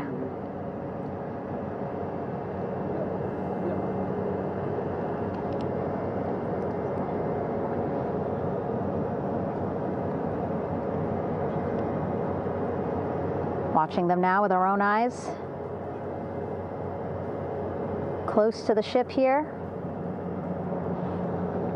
Hearing them begin to hover on the flight deck, which is just across from us, here on the bow.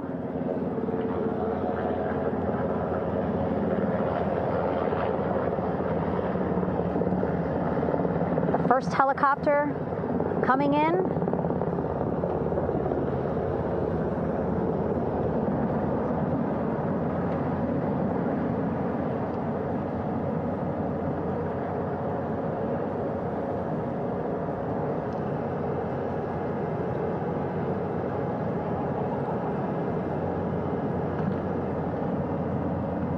And wheels down. Wheels down of the first helicopter carrying 2 of our Artemis II crew.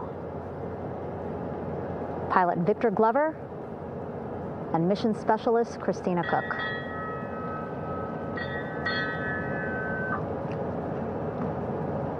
Kilo 1 on deck reported on the recovery loop. Again, the mission audio loops that the recovery team are using here to communicate with one another.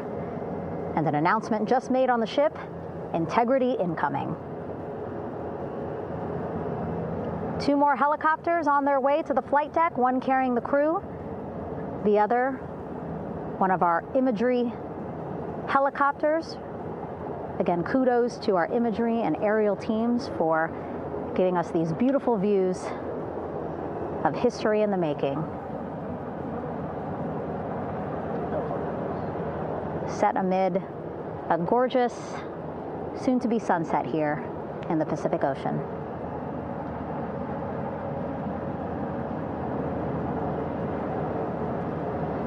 Second helicopter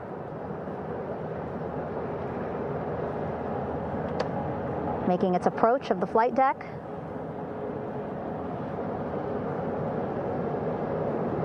Plenty of people here on the bow with their cell phones out, filming this moment.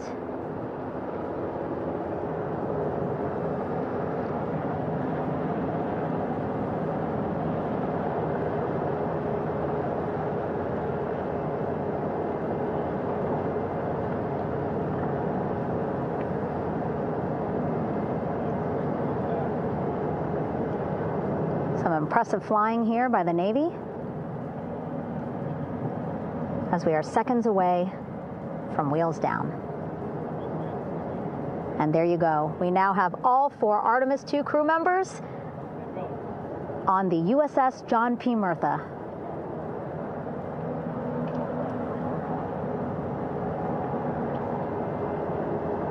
I'm sure they're happy to be out of the water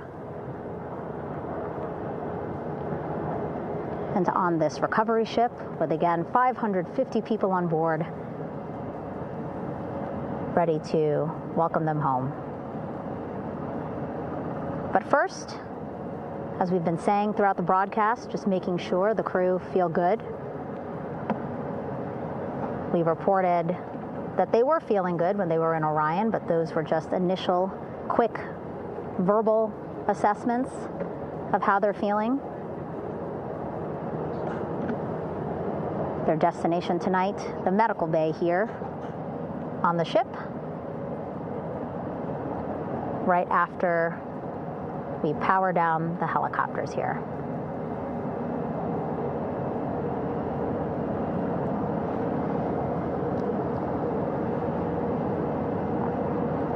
The team on the flight deck working quickly but methodically.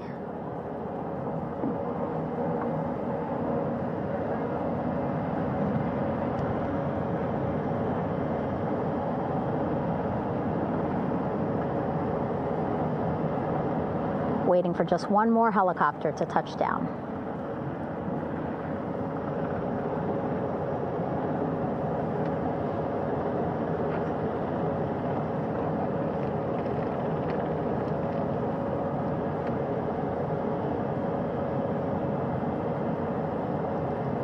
Very limited personnel here on the flight deck. Restricted maneuvering doctrine is in effect. As that third helicopter touches down.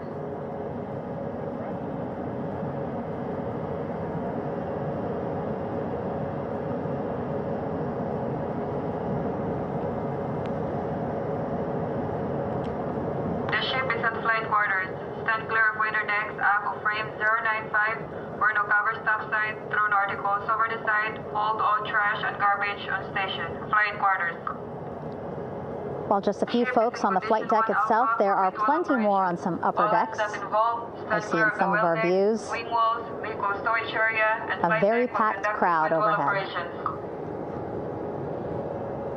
Announcements being made over the ship's loudspeaker system, reminding folks to stay clear of operational areas like the flight deck, so that teams can work quickly to get the crew off of the helicopters and into the medical bay.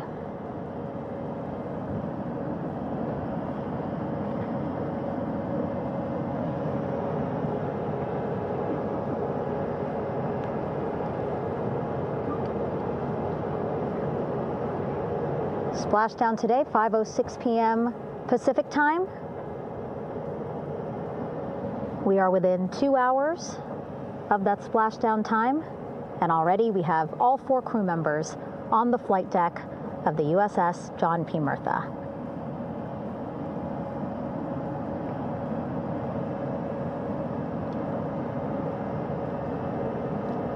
Again, crew waiting before getting out for the helicopters to completely shut down.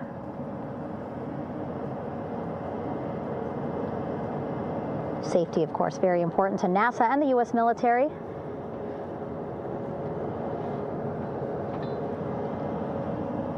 So we'll wait just a couple of minutes here before we start seeing crew members walk off the helicopters one by one.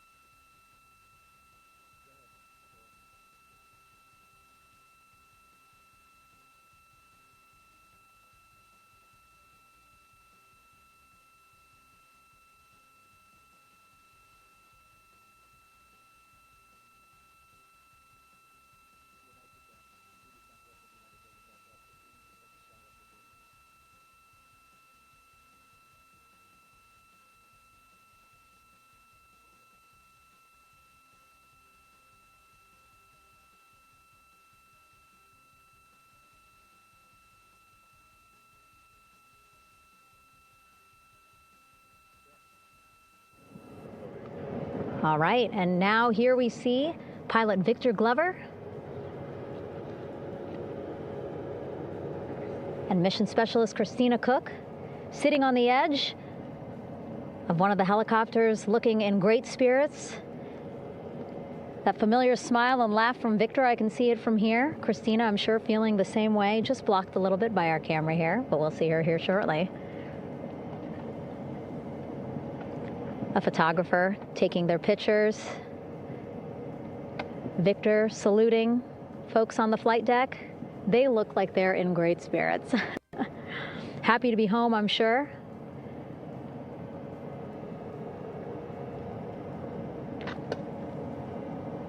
If you're sitting at home, I hope you too are wondering, what would you want to ask them if you got a chance to talk to them? Because that is what I'm thinking about. Getting the opportunity to talk to or ask questions of these 4 astronauts who just made history as the first crew to return to the moon since 1972.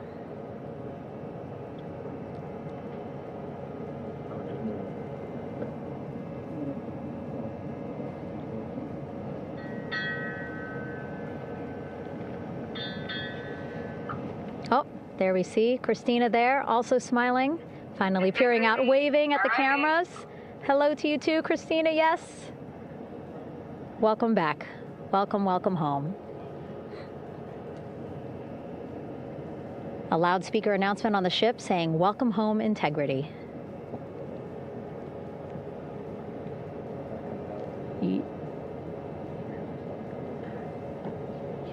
Victor in great spirits. I can't see who he's talking to, but I kind of think that he might be talking to his other 2 crew members. Shouting from across the flight deck, congratulations to one another.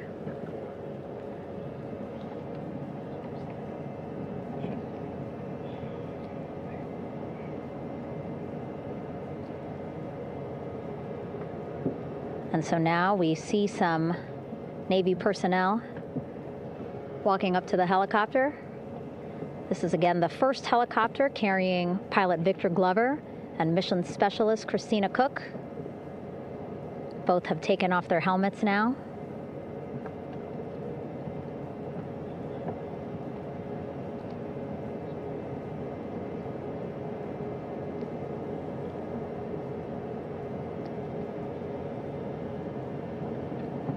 Some pictures, video, to catalog this historic moment.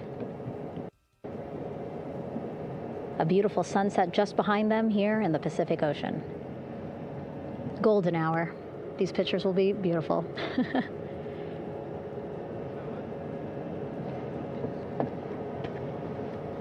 Now we see NASA Administrator Jared Isaacman. He is on the flight deck, as well as Flight Surgeon Rick Schuring walking over to Victor and Christina first. We saw the administrator walk over to the other helicopter, which is carrying Commander Reid Wiseman and Mission Specialist Jeremy Hansen. We heard from Rick earlier in the broadcast. Again, he said he's going to be out there on the flight deck to do another initial assessment of the crew, ask them how they're feeling, anything bothering them. But again, from what I'm seeing, they look like they're in great spirits and feeling pretty good for folks who just traveled 695,000 miles from Florida to the moon and now here to the Pacific Ocean.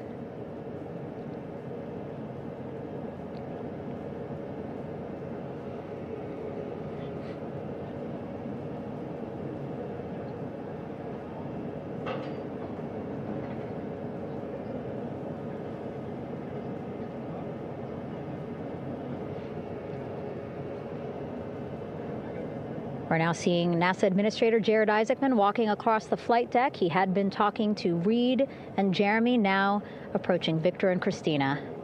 A hug from Victor, a hug from Christina. What a moment that we're getting to experience together.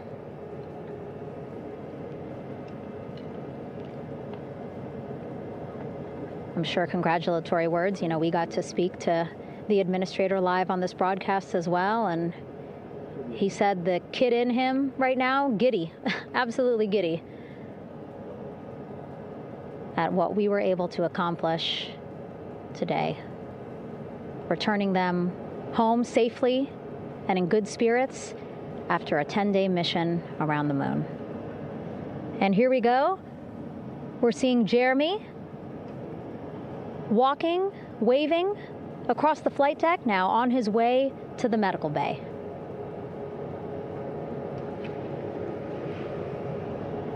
It's a short walk, less than a minute. Again, that's why the recovery team decided to use helicopters to get them on the flight deck for that short walk to medical bay. And now on the flight deck, we see the chief of the astronaut office, Scott Tingle.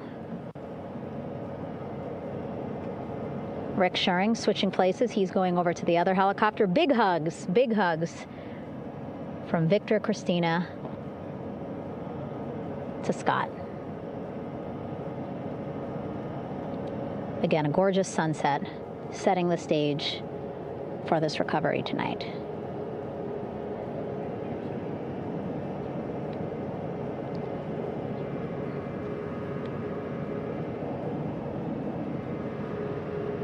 All right, and now here we are, Christina, making her way, looking thankful, grateful, happy to be home.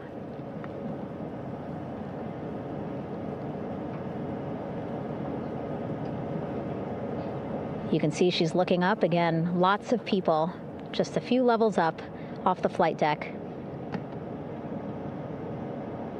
welcoming her home.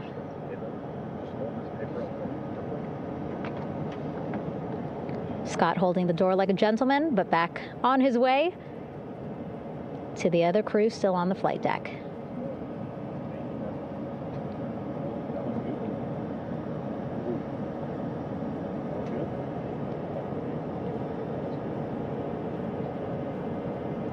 So still on the flight deck, Victor Glover and Reid Wiseman.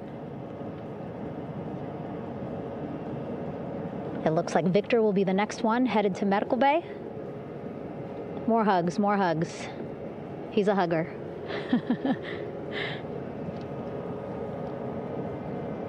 Victor looking good as he walks across the flight deck. NASA Administrator applauding. Victor applauding for all the folks on the ship with him who played a role in their safe return today.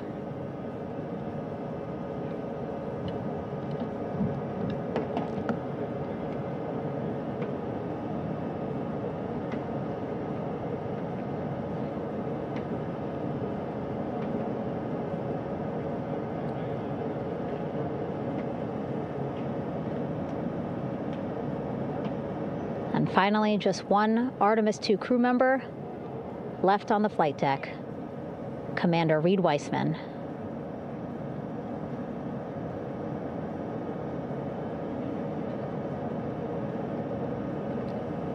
Applause from the group there on the flight deck, I'm sure, as well as on the level just above them, packed with people. Reid looking good as he takes his steps towards the medical bay.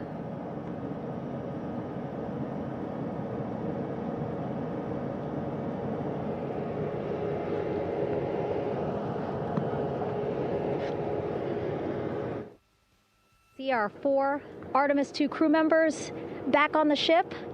Again, now they will head into medical bay, where they will be assessed by flight surgeons from both NASA as well as the Canadian Space Agency.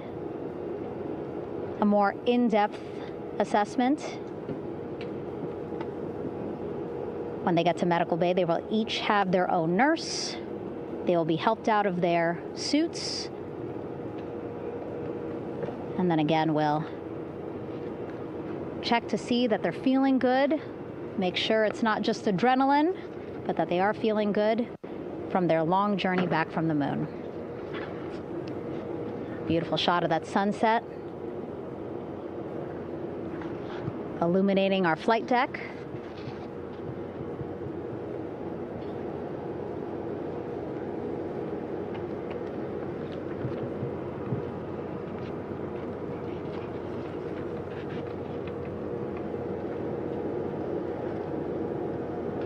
All right, and now with our astronauts safely on board, I want to welcome on Artemis Recovery Director Lily Villarreal. Lily, I don't know how you must be feeling right now. Ecstatic, relieved? I'm so ecstatic, relieved. Of course, we still have to bring the capsule into the well deck of the ship, but this is a major milestone to have the crew here on the ship and in medbay. You know, our team has been preparing and working really hard, and I'm just so proud of them all. Everything went very well, just as planned. Our teammates in Houston, the flight control team was just amazing. We were able to have great conversations and communications about everything. And I don't know what else to say. I'm just so ecstatic. It's such a wonderful feeling to get to this point. Again, we still have to get the capsule, but this is huge for all of us in landing recovery. And I couldn't do this without my team, and of course the full support of the U.S. military. There's going to be lots of, you know, high fives when we get the capsule back in, and I'm so happy that the crew's doing well, Orion's doing well, and you know, thank you for, you know, for everybody watching. Yeah, it was great to watch the crew come back to the ship with you. How were you feeling when you were seeing them looking so happy to be home and feeling really good? You know, the funny thing is that we had video of them from inside the Orion vehicle. They were like that from the beginning. When we opened the hatch, they were already out of their seats, having a good time, waiting for us to open the hatch. And they opened the hatch, and of course we did the first medical assessment. Everybody was doing very well, and they were just having such a great time with the medical team that was inside the capsule. I think they were all taking selfies with you know, the phones that they have, probably talking about what they saw, and it was just smiles all around. They were having such a great time. And then we put them on the front porch when we were ready to put them on the front porch, and again you could see they were just so ecstatic to be home and talking to everybody. So we were very happy to see all of that in the control room of the LFOC. How remarkable is that? Again, if we think about their journey, the 695,000-mile journey around the moon and back, coming back at 30 times faster than the speed of sound. I mean, how remarkable is that they are in such good spirits? I mean, this is an amazing crew. I think you guys have seen it for the past 10 days. They're wonderful people, and we're so happy that they brought us along on that ride. And I can't wait to see all the additional videos and pictures that they have that, we'll get a hold of now that they're back on the ground. And I can't wait to hear how, a little more than what we saw on the press briefings from the crew about what they saw. It's just fantastic. Some of my favorite people during this 10 days was the science team and how excited they were. And so this is exactly how we feel in the landing recovery team when the science team went, oh my goodness, when they heard all the discussions about the moon. This is exactly how we feel now in the landing recovery team. We're so ecstatic. Yeah. Again, we have to recover the capsule. I want to make sure we don't forget about our Orion. Lily's all about business. She's thinking about what's next. But yeah, speaking of these 10 days, I mean, we have been along for the journey with them, live with them 24/7 for 10 days, and just really seeing the engagement that we've gotten from around the world. What do you hope people take away from this mission? I think that's fantastic. So, my story was that I went to the Kennedy Space Center. I was born in Colombia. I was 10 years old when we moved to the United States, but when I was 7, my family took me to the visitor center, and that's when I learned about Apollo. And we went to the moon, and I learned about astronauts, and that story was what really fueled me to want to do STEM and want to be an astronaut. And I think that this Artemis program is going to do exactly what, what girls, my age back then is 7, young people right now, girls and even like young men, obviously. But we want to empower people to know that you can do this, right? If you want to come and work for NASA, if I did it, they can do it. And Artemis program is just going to inspire everybody. And I'm so happy about that. Yeah. Like Apollo inspired me. Thank you so much, Lily. Really appreciate you being here. As you said, still a lot of work to do. 5 to 6 more hours to recover Orion that's still out in the water. So I'll let you get back to it. But you had beautiful words to say again. We hope that this inspires people. We hope that you come and join us at NASA and accomplish great things with us in the future. Yeah. Back to you, Rob. Thank you, Megan, and safe sailing out there in the Pacific. Here in Mission Control, it is now all quiet. The team of flight controllers and all their support personnel have left the room to enjoy the aftermath of a textbook touchdown by Integrity that splashed down in the Pacific right on target to complete this historic flyby of the moon, the Artemis II mission. With that, we'll wrap up our coverage for the night and point you to a post-splashdown news conference in 15 minutes at 9:35 p.m. Central Time, 10:35 p.m. Eastern Time, where managers will discuss the return of the Integrity spacecraft and the completion of the Artemis II mission. With that, we'll wrap up our coverage for this evening and historic mission in the history books. This is Mission Control Houston.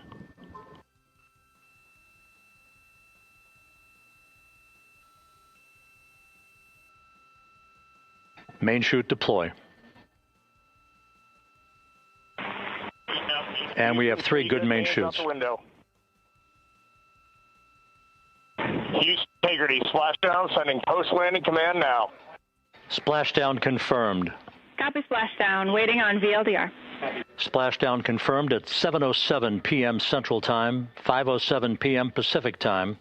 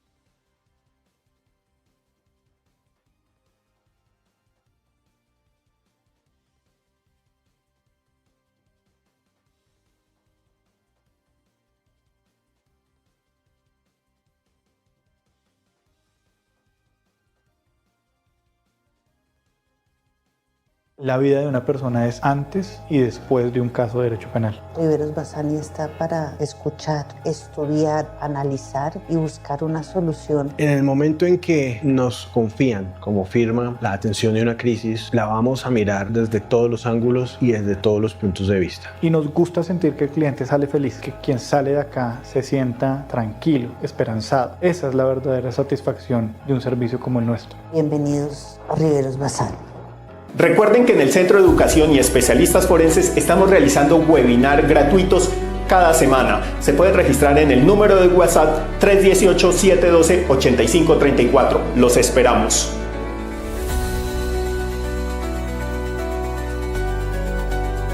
Desde el punto de vista de una víctima que un banco le manifiesta que fue su responsabilidad el hackeo para que perdiera un dinero de su cuenta bancaria, ¿podrían recuperar el dinero si usted presenta un dictamen pericial que refute la respuesta del banco? Desde la óptica forense se puede generar un ataque directo a la credibilidad del sistema de ciberseguridad de la entidad bancaria. Porque la imagen forense congela, inmortaliza en el tiempo un archivo digital. Hay una premisa en ciberseguridad y es que la seguridad al 100% no existe. Estamos por toda Colombia, en todas las ciudades, los pueblos, las veredas, en todos los rincones. Busca tu punto de vacunación más cercano.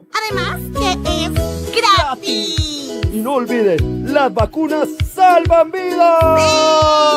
¡Sí! Te esperamos. Los esperamos a todos y todas.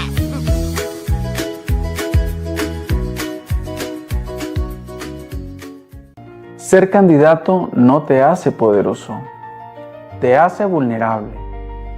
Novoa Buendía Abogados, la defensa de los que sirven.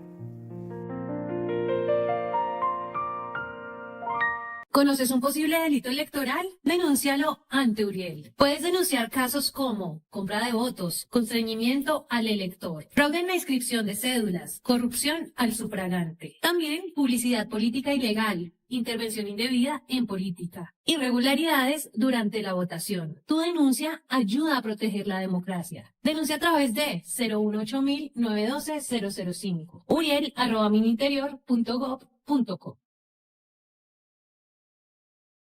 Si en juicio te limitan el contrainterrogatorio, no es cuestión de suerte, es cuestión de método. En junio, en Medellín, llevaremos a cabo el Seminario Internacional Avanzado sobre Contrainterrogatorio, capítulos, orden secuencial, control del testigo, preparación y cómo construir y destruir inferencias a través del contrainterrogatorio. Con Roger Dadd, coautor de la obra más importante que se ha escrito sobre contrainterrogatorio, y Richard Friedman, allí estaremos en este evento. Inscríbete en el enlace. Cupos limitados. En un mundo donde la justicia exige compromiso, estrategia y conocimiento, Criollo Figueroa y Abogados se consolida como una firma especializada en la defensa y protección de los derechos de nuestros clientes, siempre orientada a proteger los derechos y libertades de quienes confían en nosotros. Ofrecemos defensa, asesoría y consultoría jurídica integral, asegurando un proceso justo y transparente. Justicia con rigor y defensas con propósito.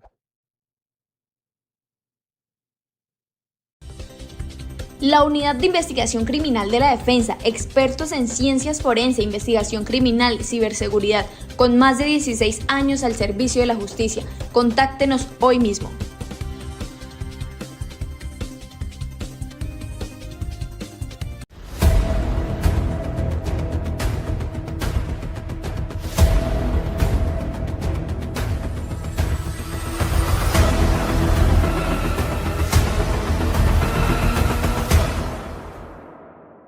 Después de la vida, la libertad es lo más preciado que un ser humano puede abrazar. En Consorcio de Abogados Especializados entendemos que cada batalla es un camino hacia la verdad y que proteger tu libertad es honrar tu esencia. Con más de 24 años guiando a quienes confían en nosotros, tejemos una defensa que resuena con integridad y justicia. Tu libertad, nuestro compromiso.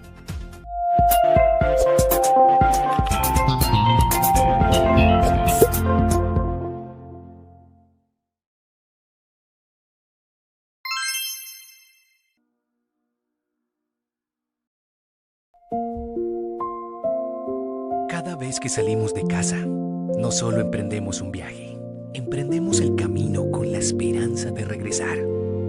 Pero cuidarnos no depende solo de creer. Se construye con cada decisión responsable. Creer nos da fuerza. actuar con responsabilidad nos trae de vuelta con nuestra familia.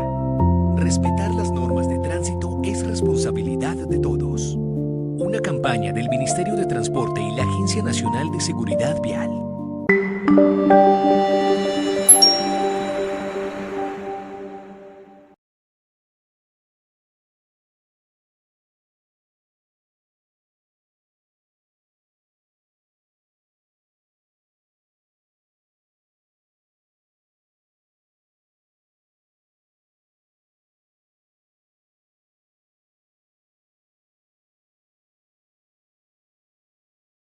Nuestro corazón impulsa los sueños de miles de jóvenes que reciben una beca para forjarse un mejor futuro. Impulsa la esperanza de las familias que han dejado de cocinar a leña.